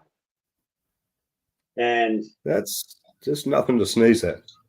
no, there's no sneezing. No sneezing. No.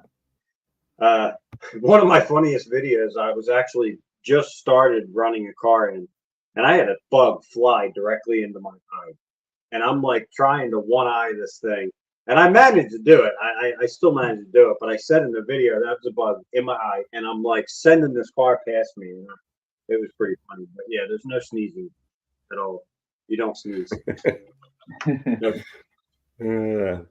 Blitz is saying that stretchy stuff they use as bandages, like on horses. I think I know the stuff. Yeah, so medical tape. Yeah. Yeah. Self gripping, isn't it?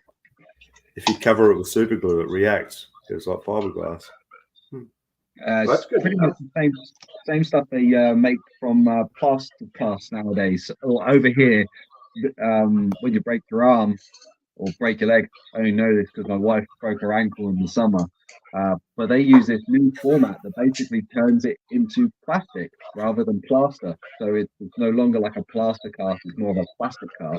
Like a polymer, I think it's a similar thing. Okay. Super strong as well. So need to get myself some of that. Couple of classic comments here, guys. So Kurt says, you sneeze, you crash. Woolsty asks, do you sneeze a lot, Kurt?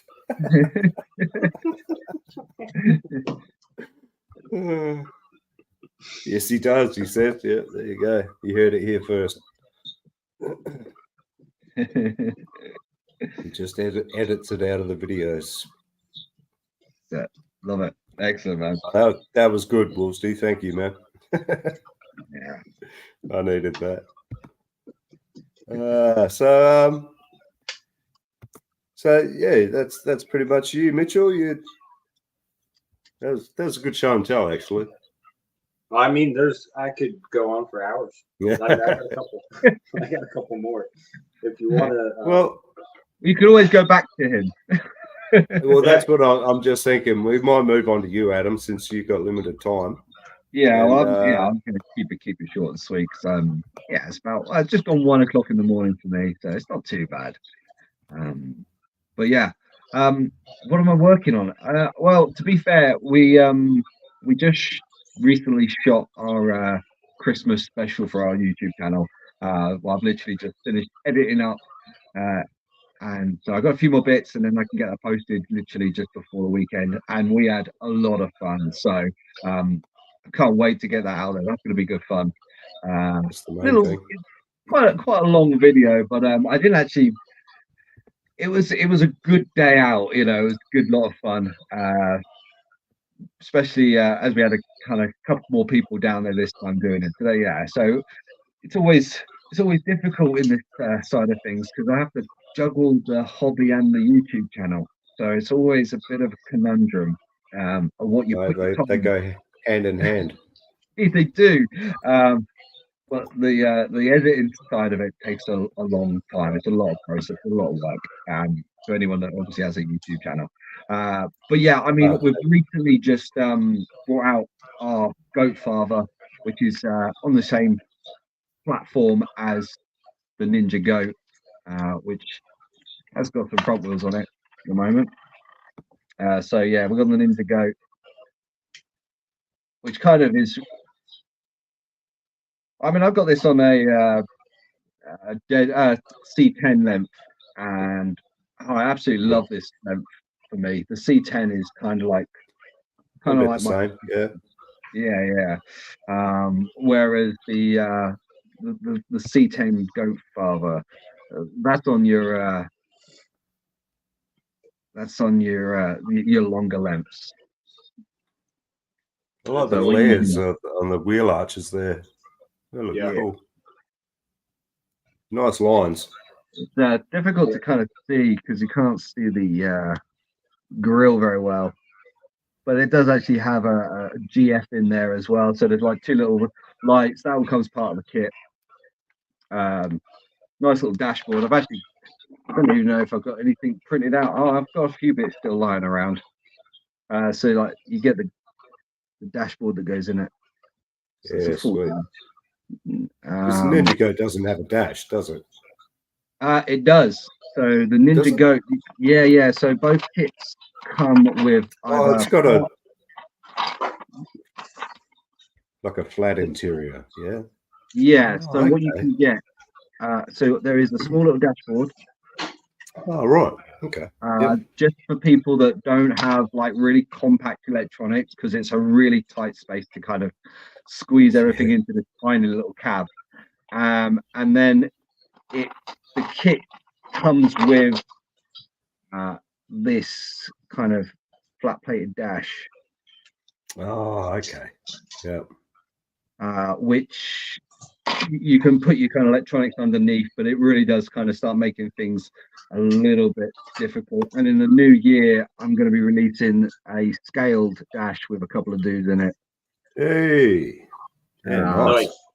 Just to kind of That's cool. yeah. So these that'll be printed out. But with The the passenger looks like he's rapping. yeah, man, he does. Like Yo. in here, he's kind of like pointing to the window, and he's kind of like they're both. I quite like it. It's quite animated. They're not kind of just sat there all rigid and still. They're kind of looks like they're having a conversation in there. A little bit more animated, a little bit more going on. It's cool, man. Yeah, and then with the I've got a dash for the Goat Father. I think they've all gone out. But the Goat Father dash is just. I actually left a bit more of a gap for this one. Because you can actually get like brushless in that.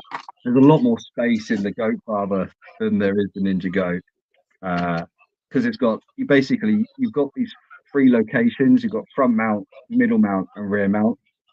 Oh, you got the same system going on. Yep. Yeah. So you can move this skid backwards and forwards depending on what you want to kind of put in it. So this will definitely take a lot bigger motors. You can put the I actually had the surplus motor in this one as well. So just to see if it did fit inside the cockpit, and it did. So,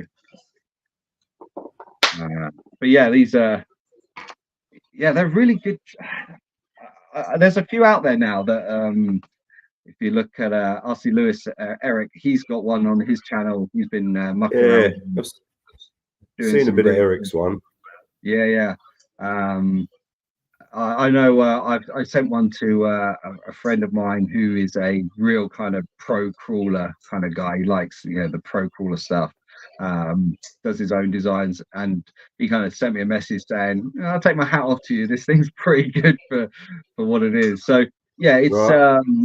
I just wanted to create a scaled competition rig instead of just kind of a little tiny frame with long links and all flexy and stuff like that. I wanted to Strip right back. Yeah.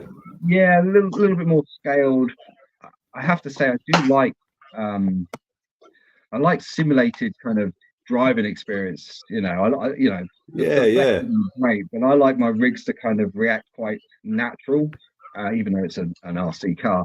I've only got like little 40mm shocks on the back of these, and the lines that this thing can pull is just crazy. But I like it when you kind of got like half your rig suspended in the air and you're just nurturing it to kind of fall back down. It's floating there. Yeah. So yeah, it's these were inspired by my course. I wanted scaled looking comp rigs that could really pull some great lines. And yeah, this is what come from it. And like I say, it's been a really nice introduction back into the hobby. It was something we wanted to do many moons ago, but injection molding was the way forward, and that was so expensive to do. it was just ridiculous money. Oh yeah, Where- it's just to tool up to get ready. Yeah. It's Yeah, nuts. absolutely. And 20 years down the line, we've now got these great desktop 3D printers that can produce your work. You know, you can CAD it up and click of a button, you can have it in your hand in a few hours, which is crazy, you know. But it does mean that I'm able to kind of start getting into the market and moving forwards with kind of creating our own products and variety in the market, and that's kind of, you know, what we're trying to do. Yeah, You nice know, one, I man. showed you a little glimpse of the 70s Yeah, highlights as well, man. So like I say, Yep. this is gonna be available probably back end of January. I've just got to finish off the rear and just tidy up a few bits, but yeah, this one's going to be pretty cool. I do like scaled rigs. I find myself really kind of trying to go the whole scale side of things. I'm doing a trail build myself at the moment. I'm going to be doing you know, the old camel trophy Land Rovers, that type of stuff. So I'm just sourcing a few parts, ready to do a build video on one of those. But a lot of it, again, I'm just going to kind of create my own parts, and I've got a kind of unique dig system going to go on it. So yeah, I'm looking forward to that build. It's just trying to get time to do it, man. I don't know how people do it. I don't know how, like, Brian has the time to do it all the time. never enough hours in the day.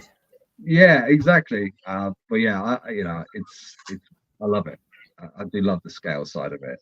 And this year, well, the new year, Reactive Terrain's going to be pushing a couple of new directions. We've got a couple of new big builds coming up that we've been planning. Right.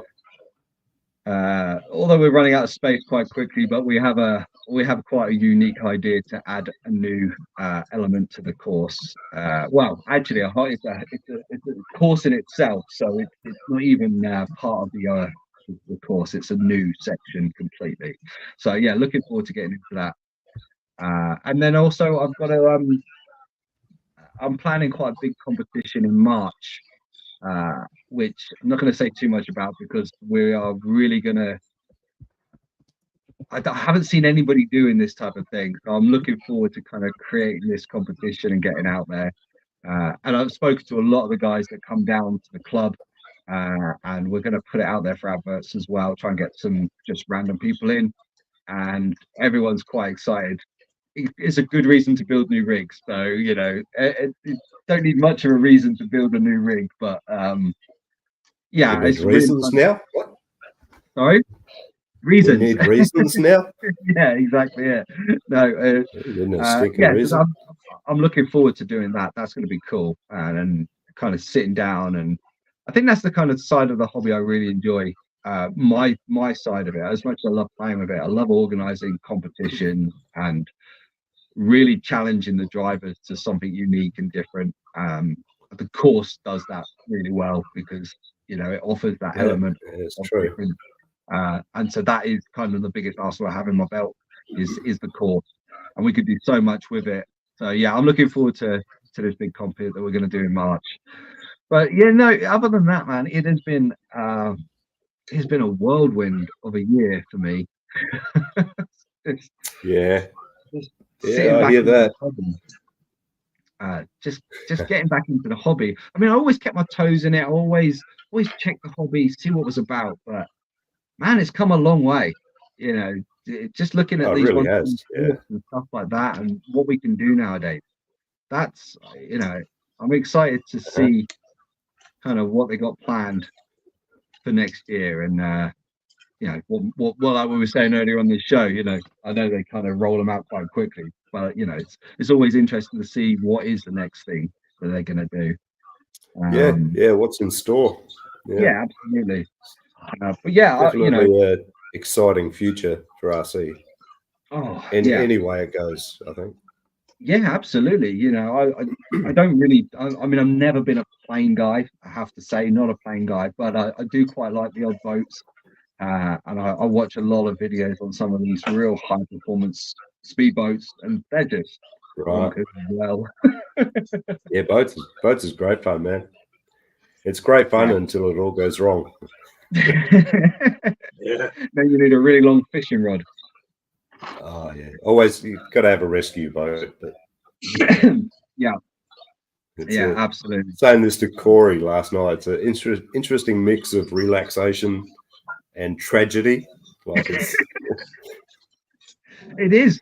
You always find just like yourself that. fixing something or breaking something or it not Oh, working. dude. It's we Yeah. you know, even shooting at the weekend. I came so close to losing this thing, like just about last week. Like, Oh really? Second outing. Yeah, I didn't do enough waterproofing. Flash storm came in. I was like, yes, some wind, and then it just got blown flat. Ended up no. like floating with the bow pointing up, like for Oh, but you got it back. half an hour, 40 minutes. It eventually. I was in a pond. Right. So it was all enclosed. It was nuts though, man. I should have tried to sail it in since that wind came in and the rain. Yeah, but that's not much It fun. but it was an RC adventure, you know what I mean? It was one of those times where Yeah. you go from it's almost boring to just craziness. Yeah. And Well, it the ended boat well. that's in So our the closest thing we got. Well, we got the boat that's in the waterfall, our reactive train. That's an old RC boat. that's right. And I've got Yeah. an old kind of steamboat kind of RC as well. That just sits there. It's on an old like 80s guitar, but blooming handset as well. You know, it's proper old stuff. Crystals. I think that still uses.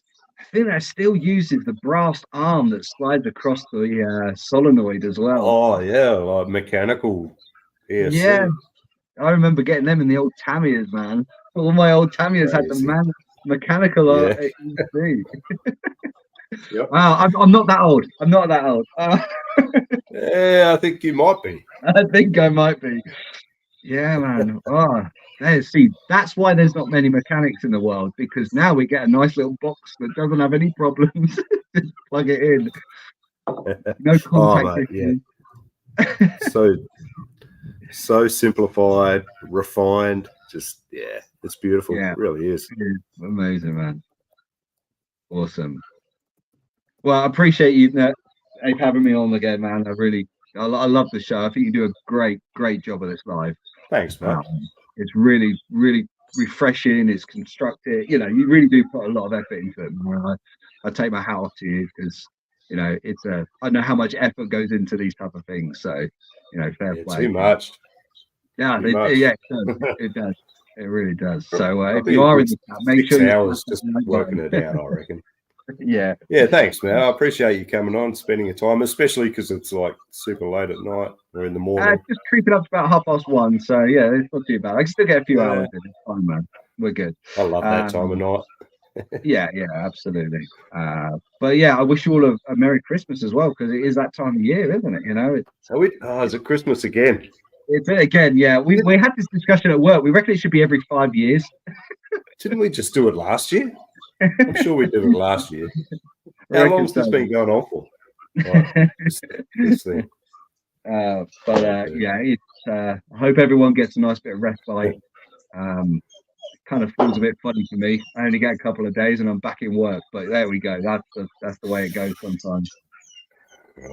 Guess you don't know what you're missing if you don't have it, right? Yeah, that's it. Exactly it, man. So, awesome, mate. Someone's got a dog. Dog needs letting out. Dog needs a wee. That's exactly what I got to do. Let me dogs out. But yeah, again, appreciate you having me on. I am going to bolt and get some beauty sleep because look at the state of me. I need some. And best you do that, mate. All right, guys. Keep safe. Nice to meet you, buddy. Everybody. Merry Christmas to you all, and Merry Christmas. See you later. Cheers, Adam. Peace out. Bye. So it's Adam from Reactive Terrain. Go and subscribe to them. Go check out their course. And yeah, check out those the Goat Father and the Ninja Goat. They're pretty cool, man. Yeah, I wouldn't mind one myself, actually. yeah, very, very nice. Very, very It's just nice. when I saw the first one he did, the Ninja Goat, it's like, oh, yeah, I'd like one. But it's just another project, man. Too many Yes, projects. sir. Yes, We might sir. open up some mail shortly. You had anything in the mail that's been exciting or decent, Mitchell? No, no. Mitchell No. has not ordered anything. However, the 5 children, yeah, their 5. Christmas is coming. So It's a bad time of year for that, isn't it? Great time Yeah. of year for children, but for the rest of us, always. But it's just a mess. yeah. No, yeah, I haven't really been doing too much lately. Right. I've had to cut right back myself. Even this guy here, well, Nick actually sent me this one to do something with, but yeah, had to cut right back, man. Haven't been working. No, none of that RC money. Yeah. Well, actually, I did forget about something. The chassis that actually got burned down. That's going to make a comeback, and the motor Yeah. that I just bought. I just got that in and got the car out. Hold on a second. Any of you guys want to join us? We've got 2 spots open, guys, if anyone wants to jump on. Matt Harris. Who else? Who else is in the chat here?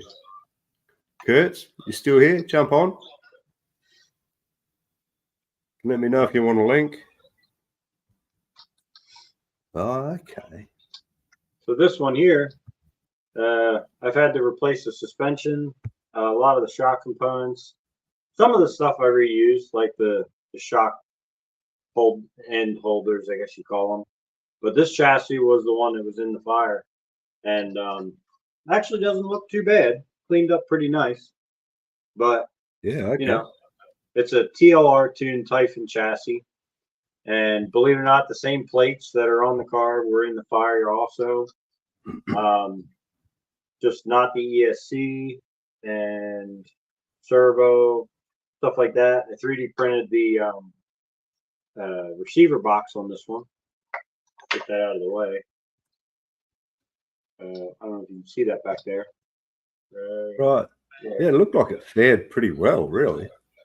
So I designed that, made that. This part here, I also 3D print. I also 3D print this rear body mount. And this car does not have my front body mount on it. But yeah, so this is coming back soon. It went 77 miles an hour on 2S the other day. So it's TP motor in there. So, but yeah, Nice. that blue body was originally on the car. Oh, okay. Her name was the Blue Lightning, but the blue what, sir? What's that? The blue what? Sorry, I didn't catch that. Oh, I used to call it the Blue Lightning when it had this body on there. My son and I was talking to my son and I said, well, what should we call it? And he's like, how about Blue Lightning? That's what stuck with it. And, you know, it went for a little while. So I still call it the Blue Lightning chassis, but that carbon fiber body I actually showed you is what I'm going to be running on the car from now on. So, okay. You know, yeah. But that's the newest piece, that motor that's in that car, the TP motor. That's the newest one so far. So, nice. newest life. So you got the Ninja Goat there, Andrew? Yeah, sweet. Haven't tinkered with it yet. Yeah, I understand. Bit the same way. We just got the Mofo RC Rock Rat in last week.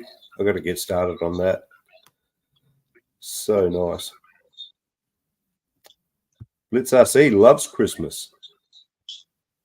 Spent too many in hospital, so it's a joy to be free. Yeah. Copy that. Yeah, I just hate. Not a big fan of Christmas. People just go silly, mate. It's all bullshit at the end of the day. Yeah. It's another religious thing that we have to deal with. Hey, here we go. We got. Howdy, G'day, John. How you doing? How you going? Yeah, not too bad. I just been sitting here writing the whole time you guys are talking. It's like, yeah, what the hell? I'll take a quick break. What's up? Yeah, well, Adam couldn't join us for too long. Vince, I don't know. Vince just was having issues, and then he never made it. It's been one of those shows. Oh yeah. But since you're asking about things that come in the mail, yeah.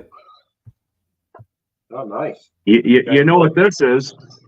Got your gold chassis. Yeah, I'm building the clear one, but I figured I'm going to get a couple of the stock standard pieces. That's why I went and got the old beat up chassis to put on it.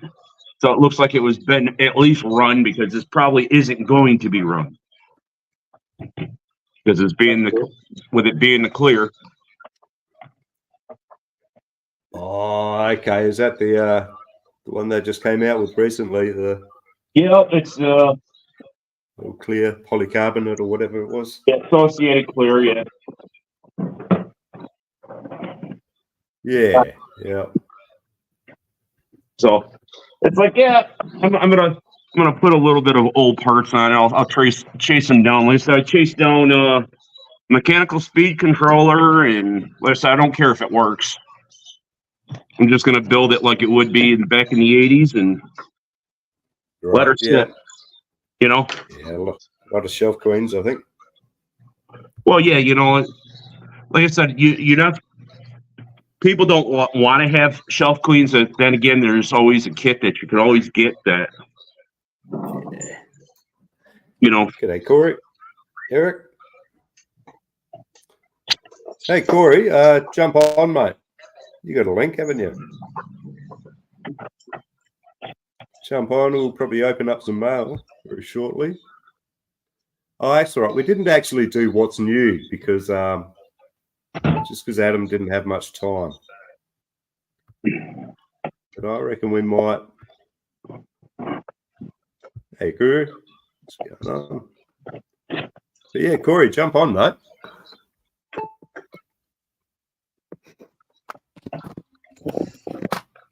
Good to fill the panel out.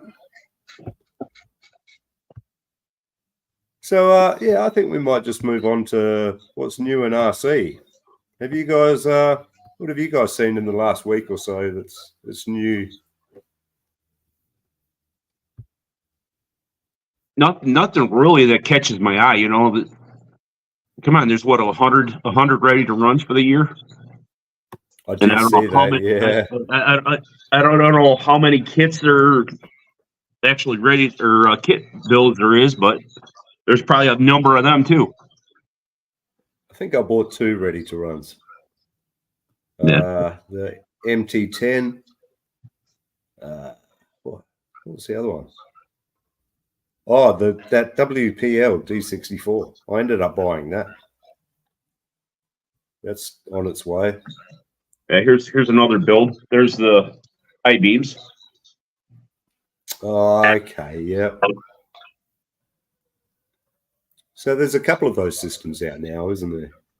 Well, yeah, there's the Element IFS and then the Proline beams kit. Right. So that's newer. Besides the Mojave, which that's upstairs. Yeah. Oh, that new Mojave. Yeah. Okay. Yeah, no worries, Corey. That's all good, mate. What the hell are you doing? Have any of you guys seen that RC shark that's getting around? I think I might have seen it on Instagram. I'm not sure. No. I don't think it's released yet or anything, but it actually looked They look pretty good, man. Not that I'd want it, but Welcome in, Fred. man, you could really have some fun with that. That's pretty cool. I'm going to see if I can find it because it was super realistic looking.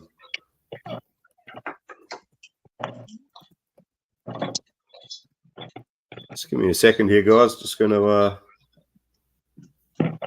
see if I can find this thing.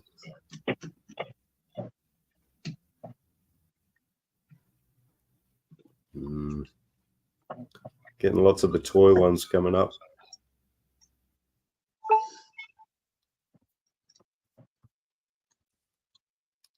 Just have a quick look on Instagram.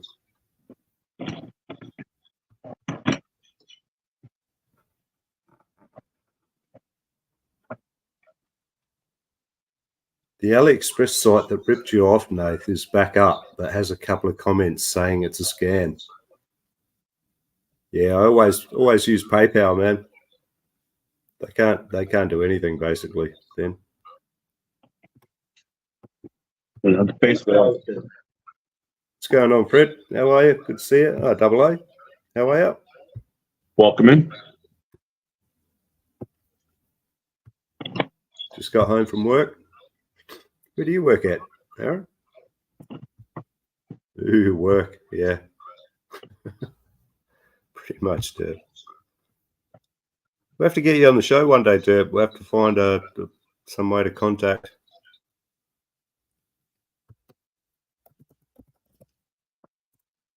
Just going to have a quick look on Insta here and see if we can find this shark thing.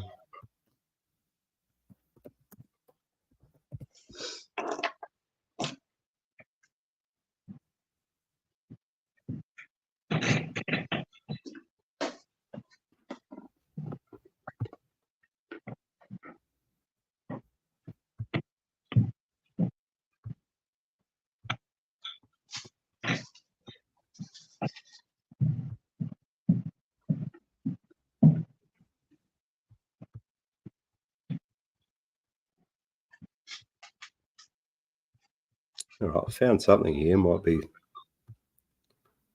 good. Share screen.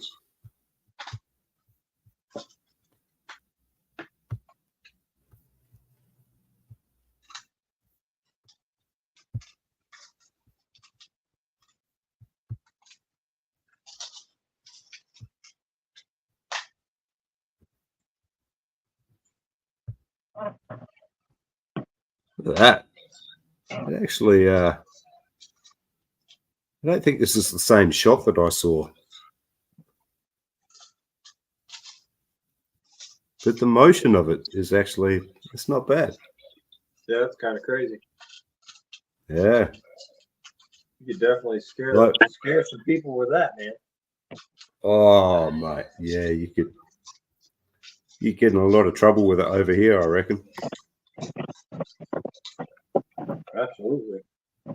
But I remember, I don't think this is the video that I saw, but I remember thinking at the first 3 seconds, I was convinced it was real. Yeah. Crazy, man. Who wants an RC shark? Anyone? I don't know. How fast does it go? Speed run. Speed run the shark. Mate. Can you beat the real thing? It's a good challenge. Yeah, I think. Jaws 2. That looks a lot more realistic than Jaws, that's for sure. Yeah. Yeah, it does look like a reef shark, doesn't it? That's the first thing I thought too, Aaron. Craziness. Bet we can go 100 plus. Yeah, mate. Maybe some mods. Got the Clodbuster all back together. Yeah, Fred. I thought you were going to send some pictures through Kurt or someone for the show.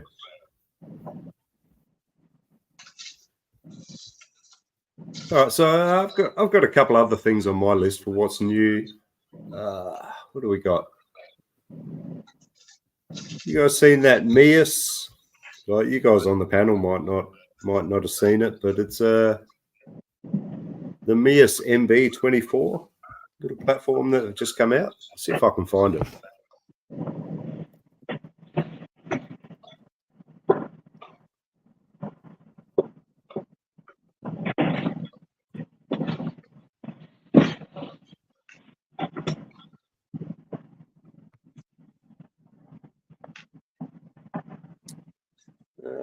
Oh, here we go. Just give me a second.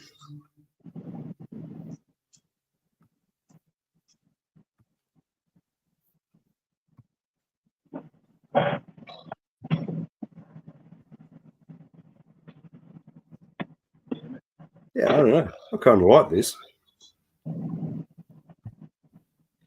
What do you guys in the chat reckon? Yeah, double A. I do have that on my list as well. CR18P Evo Pro.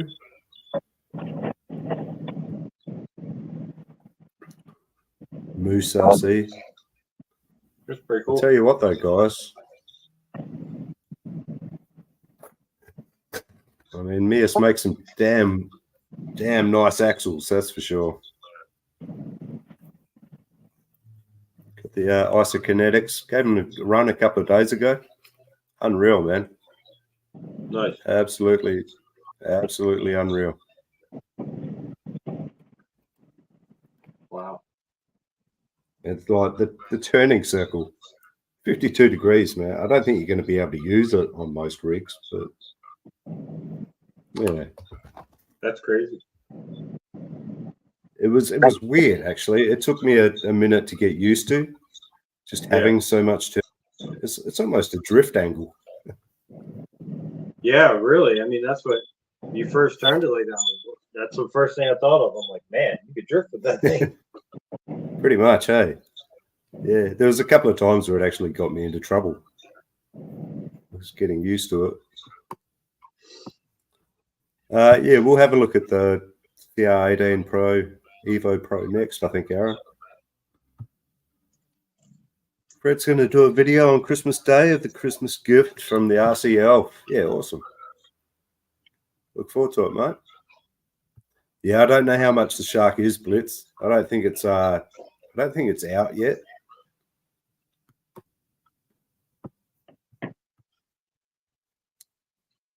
Double A Day got hosed out of my mini LMT son of a digger last week. Oh, cancelled the order. Damn, dude. Yeah, that sucks, man. Yeah. Oh, yeah, someone else said they got charged 3 times or something from Double A. That's From what I've heard. A Horizon, bunch of people have gotten charged a bunch of stuff. That's a good way to lose customers.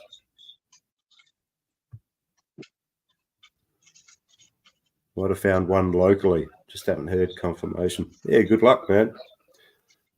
That sucks. I wouldn't mind one of those little rigs myself, honestly. Pretty cool. Let's just have a couple of looks at what else we got here. Yeah, I don't know. Something about this shape. I reckon it'd make a nice monster truck, actually. Yeah, absolutely. Should. Kind of retro looking. Almost looks like one of the new Ford vehicles, you know? The Broncos. Right. Either that or one of the King of the Hammers Yeah. type of vehicles. Yeah, they got a plain variety as well. Natural. White. That's not bad.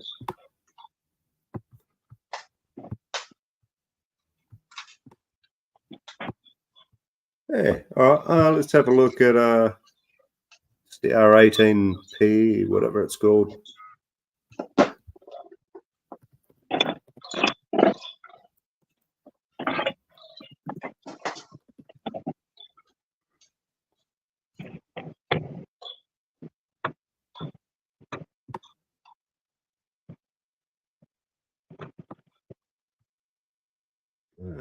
we go.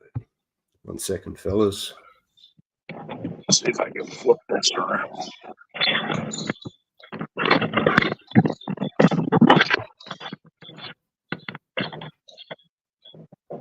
Building a house over there, I think.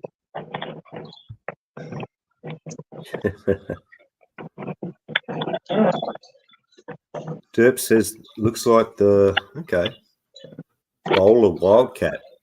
Don't know that one.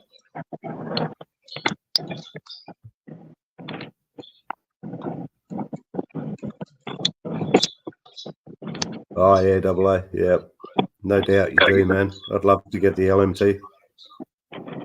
Would love it. Oh, you got the furry wagon, did you, LG? You're ripped on the chassis. Yeah. Great electronics, though. I guess that's the best part, isn't it? British handmade 4x4. Okay. For some reason, I've got Hobby Plus. Why is it not coming up?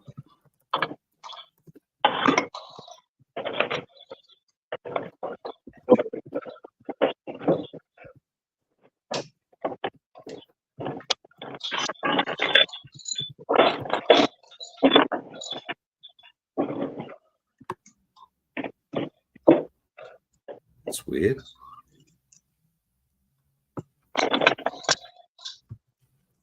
Not sure what's going on here with Hobby Plus's website.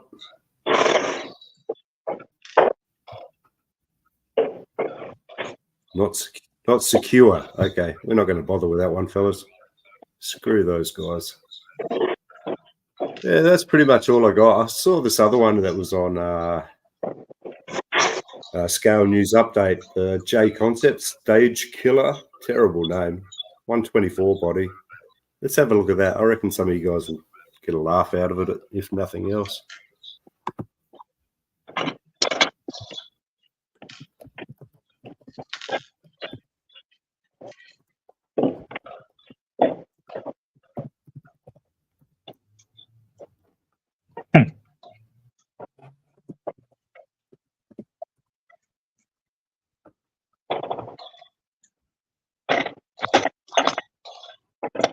Just a second. Let's just get this screen up.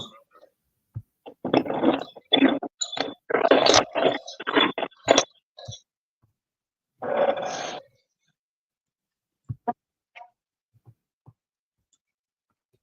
don't know. It's kind of weird. Almost looks like a Gold Digger monster truck. You know the Gold Digger? No, I've heard that name. I'm not real familiar with it though. No. He ran no, not Gold Digger. It was a gold monster truck. He ran with Bigfoot and Gravedigger a bunch. You talking about Goldberg or Goldberg? Maybe that's it. There was Goldberg, and then after that it turned into oh shit! What the hell is it? I think that's what I was. Maximum Destruction. Yeah. Oh, Max D. Yeah, I can see a bit of that. Yeah. Yeah. Definitely. A terrible name. Stage Killer. AH on the end. Apparently it's a 110 body as well. 110 and 124. Okay. Yeah. What's that go for? Let's see.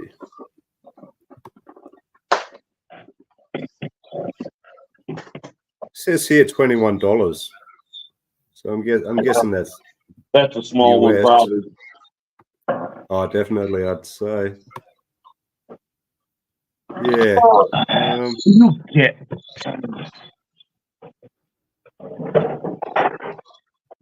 You know, it's not the worst thing I've ever seen. It does look a lot like that. The Axe. It looks a lot like Derp's favorite 24.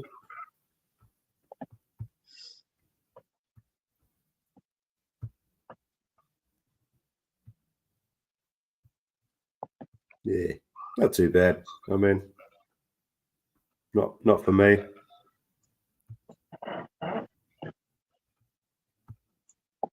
Oh, fellas, I think we're going to open up some mail.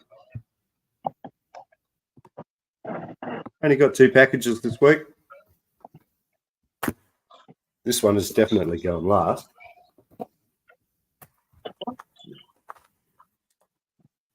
So what we do a bit of a guessing game. Want to have a guess as to what's inside?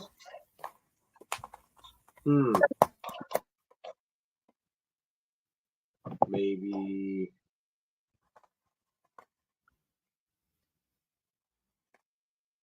I don't know. Receiver box Receiver box. or control arms. It's kind of hard to tell. Oh yeah, that's the thing. You'd be surprised though. We've had people get Well, stuff yeah, like some things you 2 can weeks tell, in a but row. yeah, Oh yeah. Even it's with got a stuff little like thickness this. to it. A blob down. Yeah, I just saw that myself. I don't think so because I separate all that stuff. LG, all the toys and shit, all the other toys. Trail Hunter Pro. Yeah, yeah. I don't know, Brian. I think we're moving on. ESC. Yeah, I'd love a new ESC. My double A saying he has the Evo T Hunter. It's a pain to fit wheels on it. Yeah, okay. They do look kind of cool though. Servos. Not bad. Not a bad guess.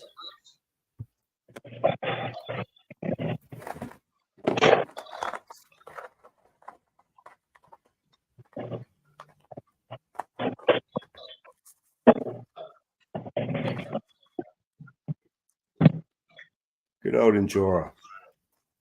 Come through with the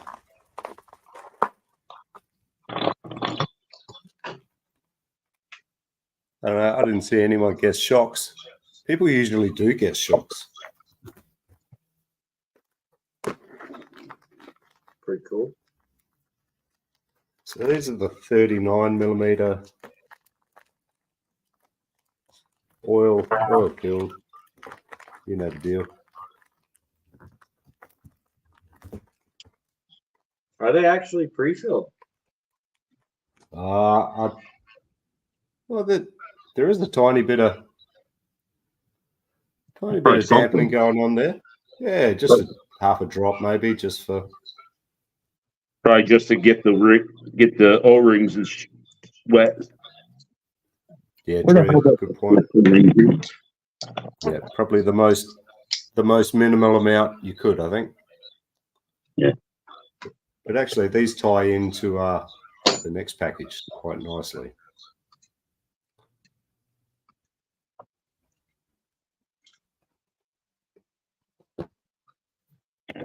Some of you guys might recognize these boxes and the goodness that comes in these boxes. You got me.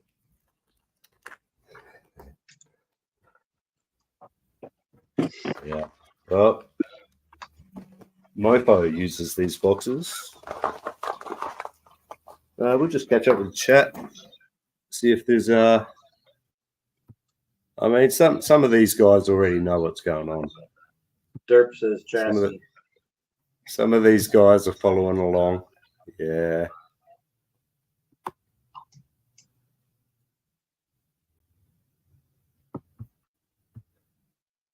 Brian says chocks. Oil shocks. Oh, yeah.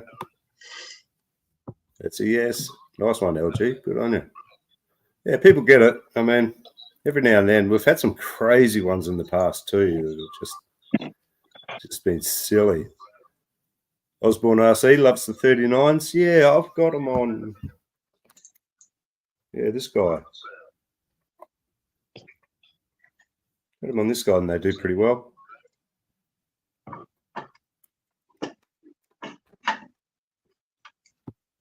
Lucy says axles. I do need some axles, actually.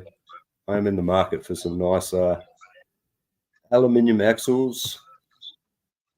Jeez, Brian.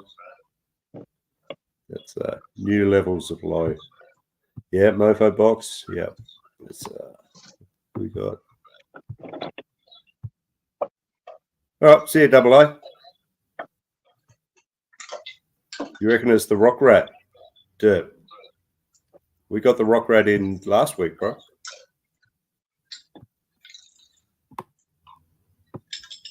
Nano Bam and Rockwolf. No, I do have one pair sitting here waiting. I might actually put it. I might swap the Furitech system out and put it in this. Not sure. Not sure. Double A Day. KY Lube on my way out. Oh, you've run out. Are you going to get some? Just go dry, mate. You're right. He thinks you won. Yeah, he'd be one of those guys.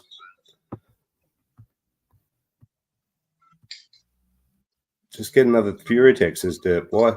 The app is nice, man.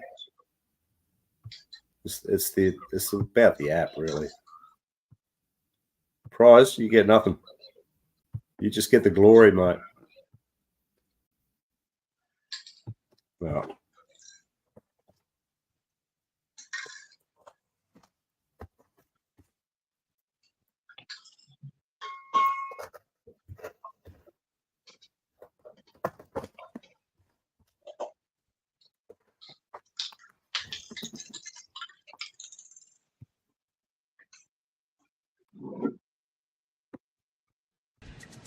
Knife. There's a knife. Right. That's the sign of goodness right there. Got tray, blue tray. Oh, dude.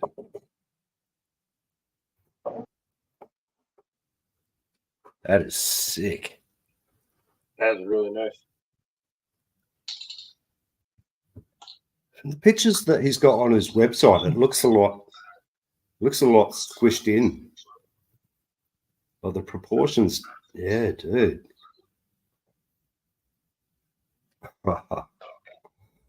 Man,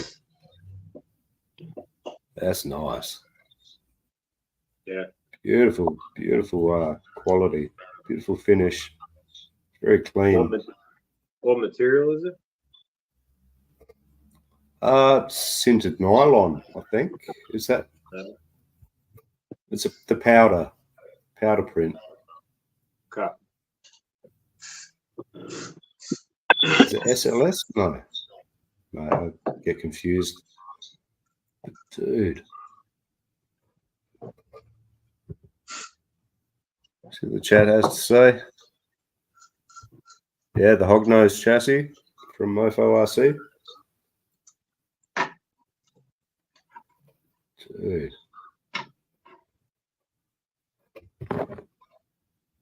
Oh, damn. 3S is a bit of a struggle to get in there, but 2S might do better.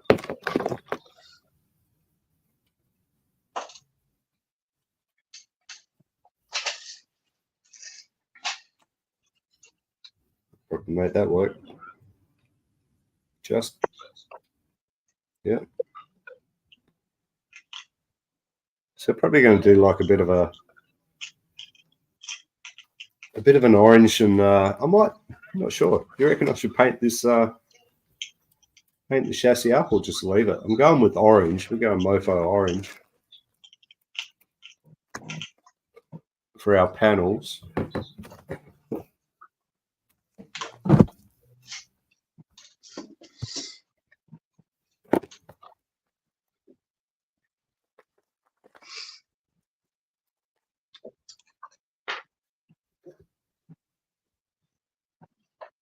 Dude, that's like about a millimetre thick. Very sharp though. but all printed.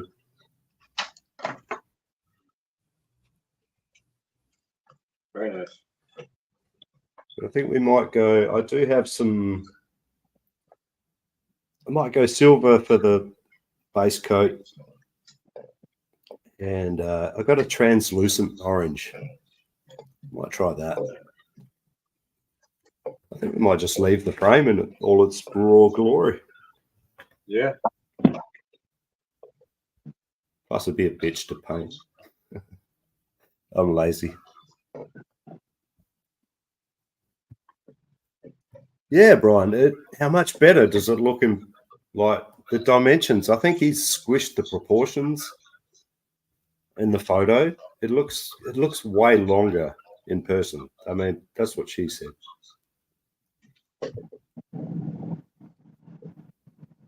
Damn, dudes. Thank you very much, Nick Mofo, for sending this out to me. I appreciate it, man. We'll see if we can do something cool with it.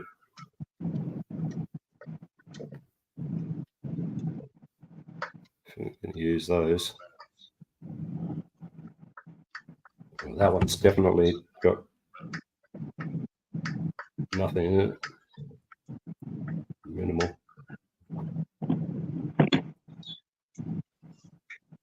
Yeah. What's a way? Do you have a body? This on way's- your pens? No, just going to run it Cage Run it open? as is.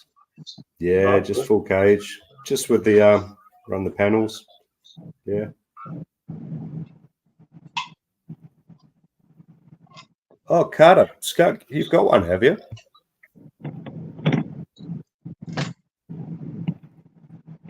Yeah, sweet. I didn't know you had one, man.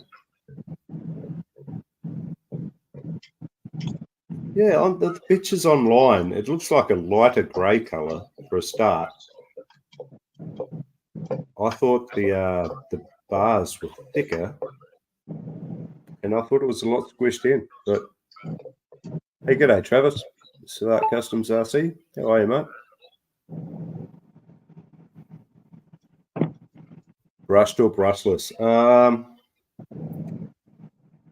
I don't know. I do have a couple of the X motors left that he sent me.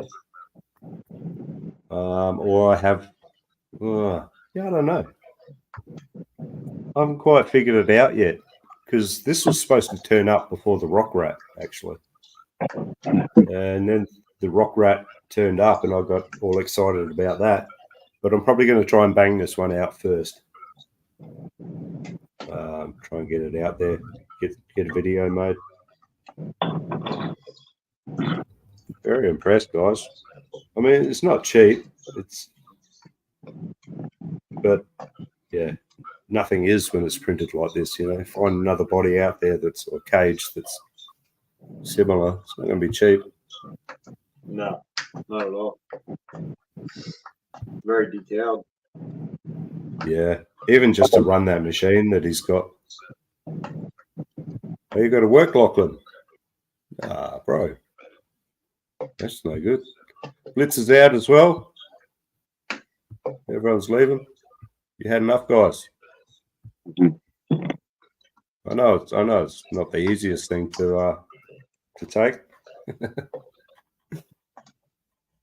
Dudes. I've been excited about this one. This one and the Rock Rat. Have you guys on the panel? You seen the Rock Rat?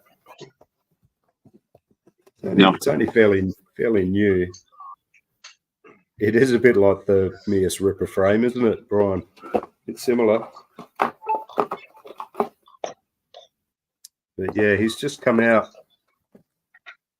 with this guy recently. Oh, It's nice. like that old 31, around a 31 model Ford, whatever. Nice. Yeah, that's a nylon printed. Awesome. Beautiful lines. He's really captured that rod essence. Oh, definitely, Matt. Yeah. I only got this because it was on he had the $99 special. Now it's at like, I think, 130. So I figured if I can't afford it at 99, I sure as hell can't afford it at 130. Yeah. But it's got some cool features actually. It's got two brushed motors in a V-twin combo.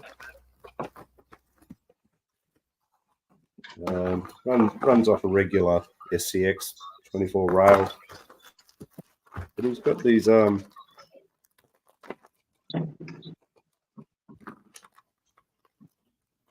like custom skid, the whole bit. Cool. But he's got like, yeah, intake above it's the V8. That's what this thing's all about, really. Just the way it all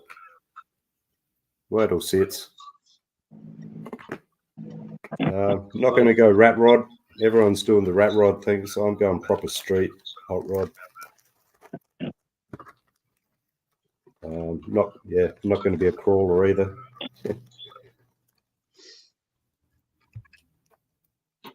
Yeah, you got to get one, Brian. I'm surprised we haven't heard anything from you at all on it. Be keen to see what you do with it. I do have some nice parts coming in. Pretty happy with the tire and wheel combo, actually. It's going to be sweet. Yeah, it does look like that X Factor kit. That's right. Very similar. Not sure which came out first then, the chicken or the egg, but yeah, the LS motor. Yep.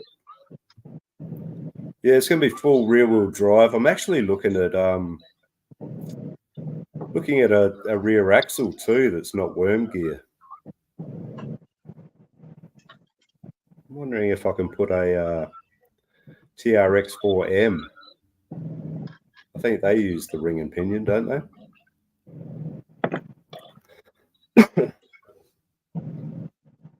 Brian Koshner got a multi-$100 version, a box of the R Factor chassis. Yeah, nice.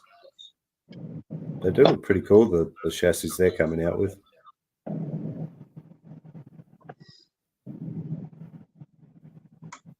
One second, guys.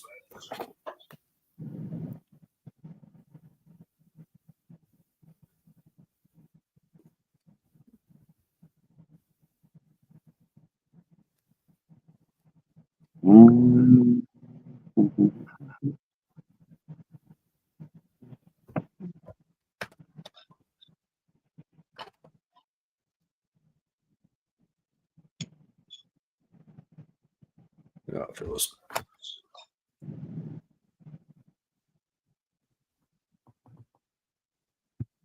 FMS, yeah, I know I know one guy, I think Roger did the FMS rear. I might have a look at that too. Because I would like to get rid of that worm gear.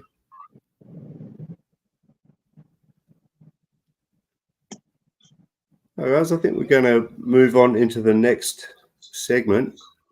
Show us your rigs. Every week we get people sending in just RC stuff, really. Doesn't matter what it is. If you want to be involved in next week's one, you can just at the moment it's only through Insta. I really got to get another email going so everyone can join in. But yeah, send in your pics. Or you can do the hashtag thing. I doubt anyone's done the hashtag. Let's have a look.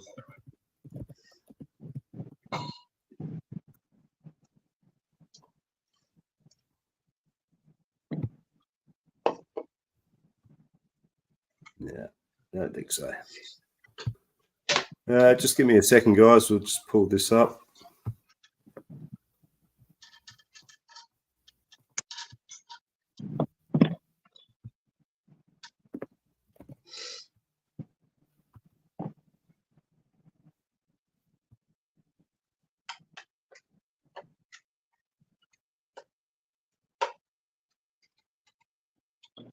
What are you working on there, John? I'm working on this clear thing. Yeah, what part have you got there? Is that That's the steering, front A arm. knuckles? Yep. Front A arm.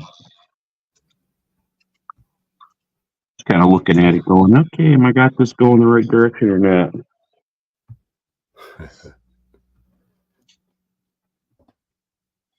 Yeah, I guess it'd be an interesting build, like a bit different.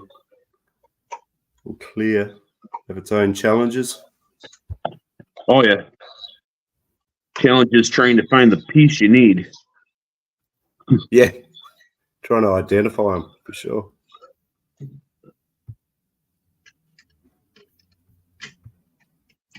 One sec, guys. I'll be with you.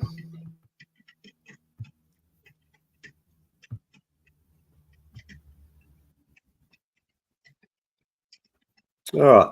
So this time, who we got? This is Thompson Sue. Not sure if he's been in here actually this time around.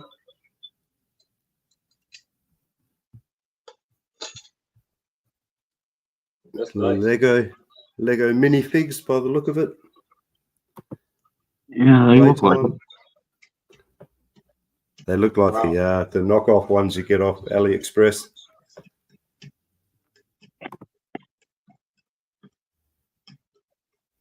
Pretty cool chassis there. Good old rat fink. Awesome. Rat Fink. My toolbox. Think, has Rat Fink. Yeah. Pretty Yeah. iconic, really, isn't it? Right. Yep. Even to this day. Yep.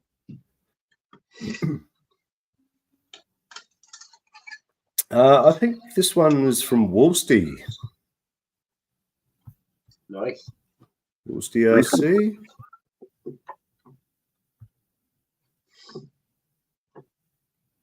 Yeah, I forget what he said this one was actually. I wasn't super familiar with it.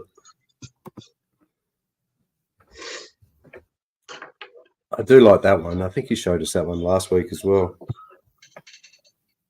This is pretty sick though. Yeah. TT something chassis, I think you're saying. TT. Pretty cool.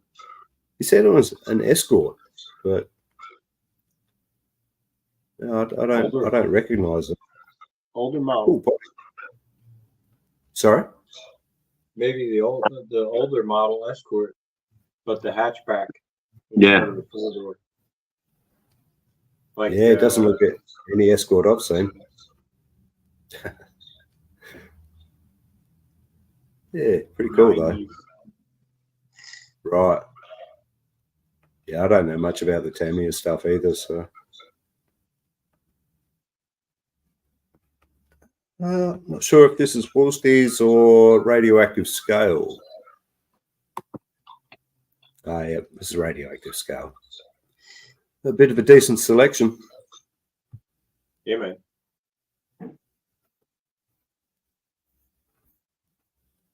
It's that SEX6 honcho. Pretty cool. It's one thing I have to do is shelving like that Yeah. for all my rigs. It's Start cool. with this wall on my left here and set up my rigs like that.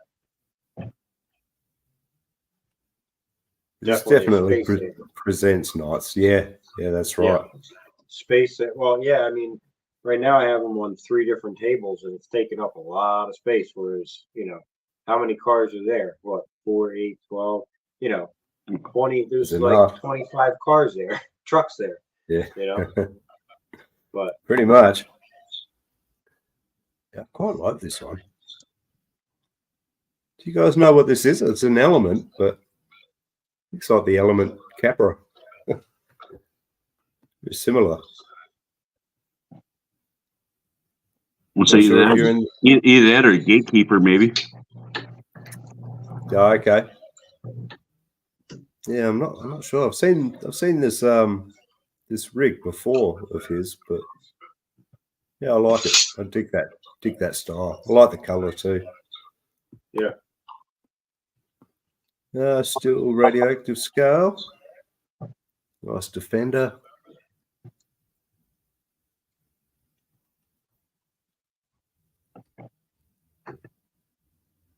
Yeah, see. I do like that naked bed, the tray style.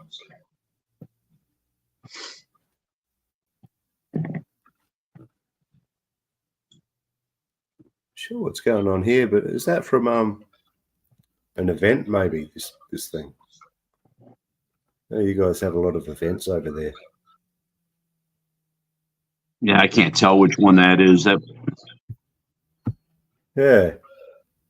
so if I had to Cool. take a guess, I'd say maybe Proline or XFS West. Okay. Right. I'm saying that if I had to take a guess, you know. Right. Your guess is as good as mine. I've got no idea. Corey, love it when he sends in the plane pictures, man. They're so good. Turbo Timber Evo, I think. Good planes, man. Great planes. I've got the model before. She's in a bit of a sorry state.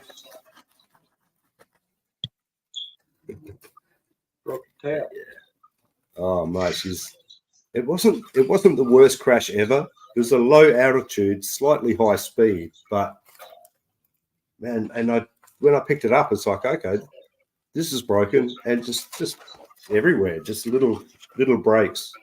Yeah. There's another one in here. Yeah. I've stacked this thing into the ground so many times. Great planes. Last year, I almost went into building one of those and buying the print to cut out and build, a plane. And Oh yeah. now you might be able to tell me, but have you ever? I seen a video where they're actually to even fly a plane, like they can actually intercept your signal and take your signal completely out if they see your signal in the air. There is a lot of technology like that coming out, especially for drones, anti-drone stuff. Yeah. But I, like some of the regulations and stuff on flying, and I'm like, I mean, especially here in Jersey, it's really not worth it. And there's not too many spaces that are large enough to really fly them. But really, I would absolutely love to have one. It's so much fun, dude. It really is. Yeah. It's flying is a good mix of relaxation and thrills. Like it's a really nice balance. That's cool. It really is. Yeah, so I appreciate it when Corey sends in the planes. Brian Koshner. Here we go. So I think we've only got a few segments left, but he actually sent me these last week, again at about 5:30 in the morning, my time. I don't know what time it was in Texas where he was, but yeah, just comparison, because I had this similar Aoshima Hilux lift, like the station wagon version. So he sent through these very, very nice builds. Yeah, Brian, I don't know if you're there, but I'm starting to think about painting my FJ. After seeing yours and Havoc's and Bass C Mini 4x4, I don't know. We'll see how we go. He definitely does some nice paint.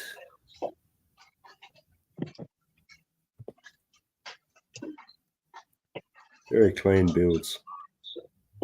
Absolutely. Nice work.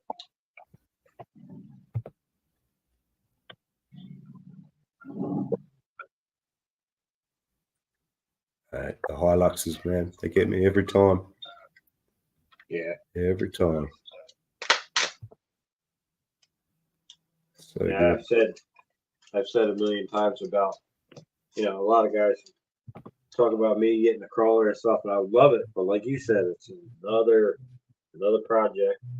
But man, Yeah. to look at the time and the work and the skill that people put into these crawlers and the detail is amazing. I mean, like that. I mean, they look so real. Really is. You know. So scale. Oh, here we go. This is here we go. This is Havoc Hobbies, Nick's rat rod named the Joker. Nice. He only just put out, check out a video he did. I think it only came out yesterday. Yeah, painting tips for the body, etc. Don't skimp on primer. That's the main thing, and prep for this one. Yeah, Very nice. looks awesome. I love it. Let's see if we can get a better shot of the motor assembly there.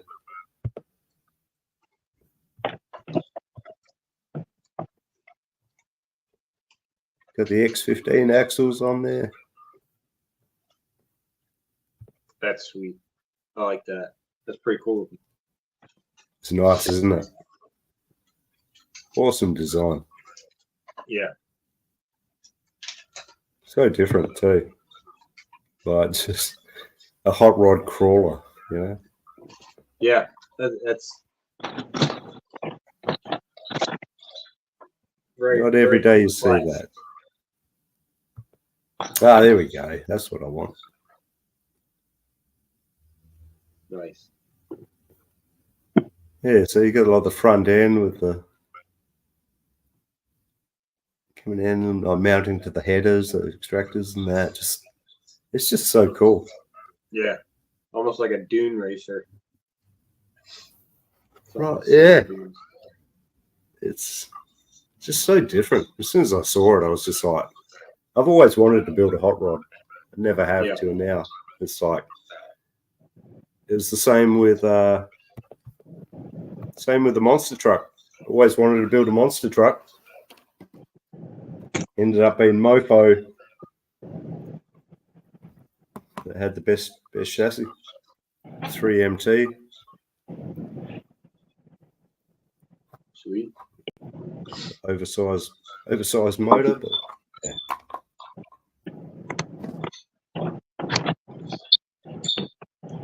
Yeah, so that's about it, fellas. Let's catch up on the chat here, because whenever we do this segment, I can't see the chat. So let's just where are we?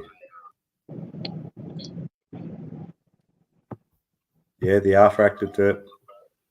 Pretty cool. Some of their frames, the chassis frames are pretty nice.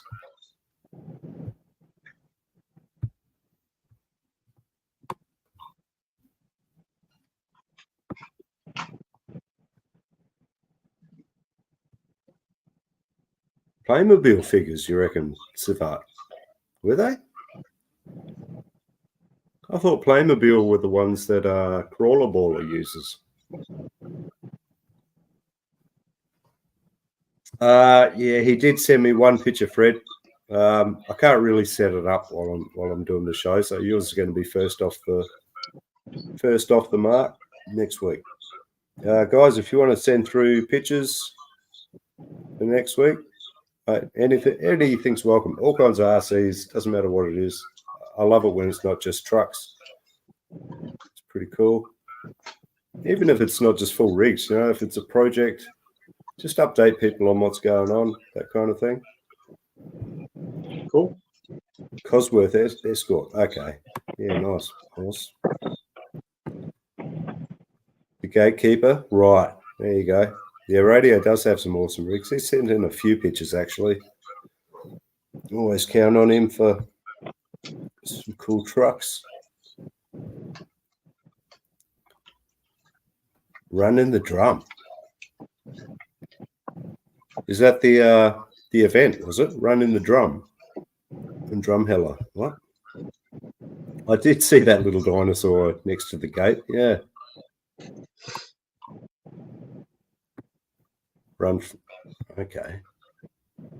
Run for the drum. I've never heard of that one before. Canada. Okay.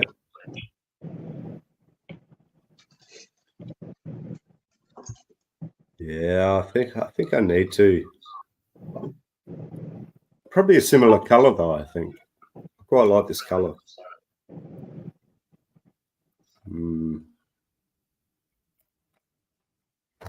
We'll see. Too many projects, mate. You know how it is. Yeah, buddy. Derp. Oh, come on. You're not supposed to have 3 or 4 of them going at once? It'd be nice if it was 3 or 4. Yeah, that'd be all right. I'd be cool with it. Oh, Fred, lost a lot of your airplanes that way. Okay. With bad signal, bad RF. Interesting. Yeah, the Rat Rod is sick, isn't it, Derp? I am in love with it. I couldn't afford it, but I had to do it. That's the best thing about paying 4 plans, which I'm sure a lot of people are doing at this time of year. Fred Crawlers has a 32 Ford stand on an SSD Trail King Pro kit. Okay. Oh, wow, Brian. That was 20 years old, that build, the Hilux. Oh, shit. I thought I did see some wavy lines on the window lining, so. Nah, just giving you shit, mate. Yeah, very cool. No Hanson shows. What? What, Carter? No Hanson shows. I have worked for Hanson. I've worked for Hanson before a couple of times. When they're a bit older.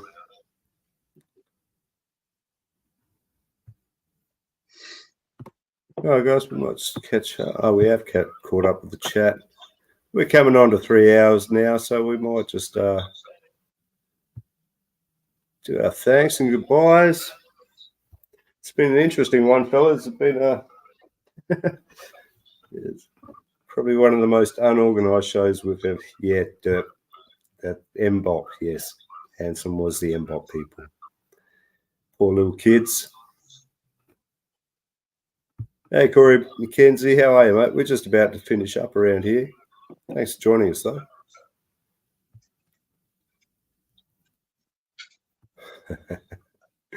The old MBOC, right?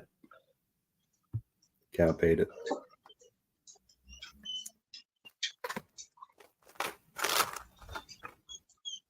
All right, guys. I'd like to thank you guys for joining us, man. Thanks, Adam from Reactive Terrain. Thank you very much, Mitchell, and John as well. Thanks for jumping in on the end there. Not a problem. I always like to have 3 or 4 people. You know, like it's a nice round figure. Thanks for the invite. No kidding. No problem, man. Absolutely. Anytime, fellas. Anytime. So I figured I was just sitting around, so might as well jump in. I'm just building anyway. Yeah, that's it, mate. That's it. Anyway, guys, I'd very much like to thank the viewers, those who are watching live and those who are watching the replay. Appreciate your viewing, man. Thank you very much for hanging out. I've already thanked the guests. Thank you very much, guys, again. The chat, you guys are animals, and I appreciate you. All the people that showed us your rigs this week, thank you very much. Thompson Zoo, Woolsey RC, Radioactive Scale, Got No Chill RC, Brian Koshner, and Havoc Hobbies. Thank you very much, fellas. I feel like I've missed a name there, but if I have, I apologise. You know me, I'm not real smart, right? Also, big thanks to the channel moderators, Jim, Rockwolf Designs, Scott Locosa RC, New Zealand, Outback Jack, Grumpy Bastard, Corey GNC RC, Dirk Psycho 13 Garage, Eric X Lewis RC, and Jack the Phantom's Guest. Thank you very much, fellas. And with that, I think we're just going to go on to what I call the wise words. We like to end the stream with some wise words, something that people can take with them once the stream's finished. And honestly,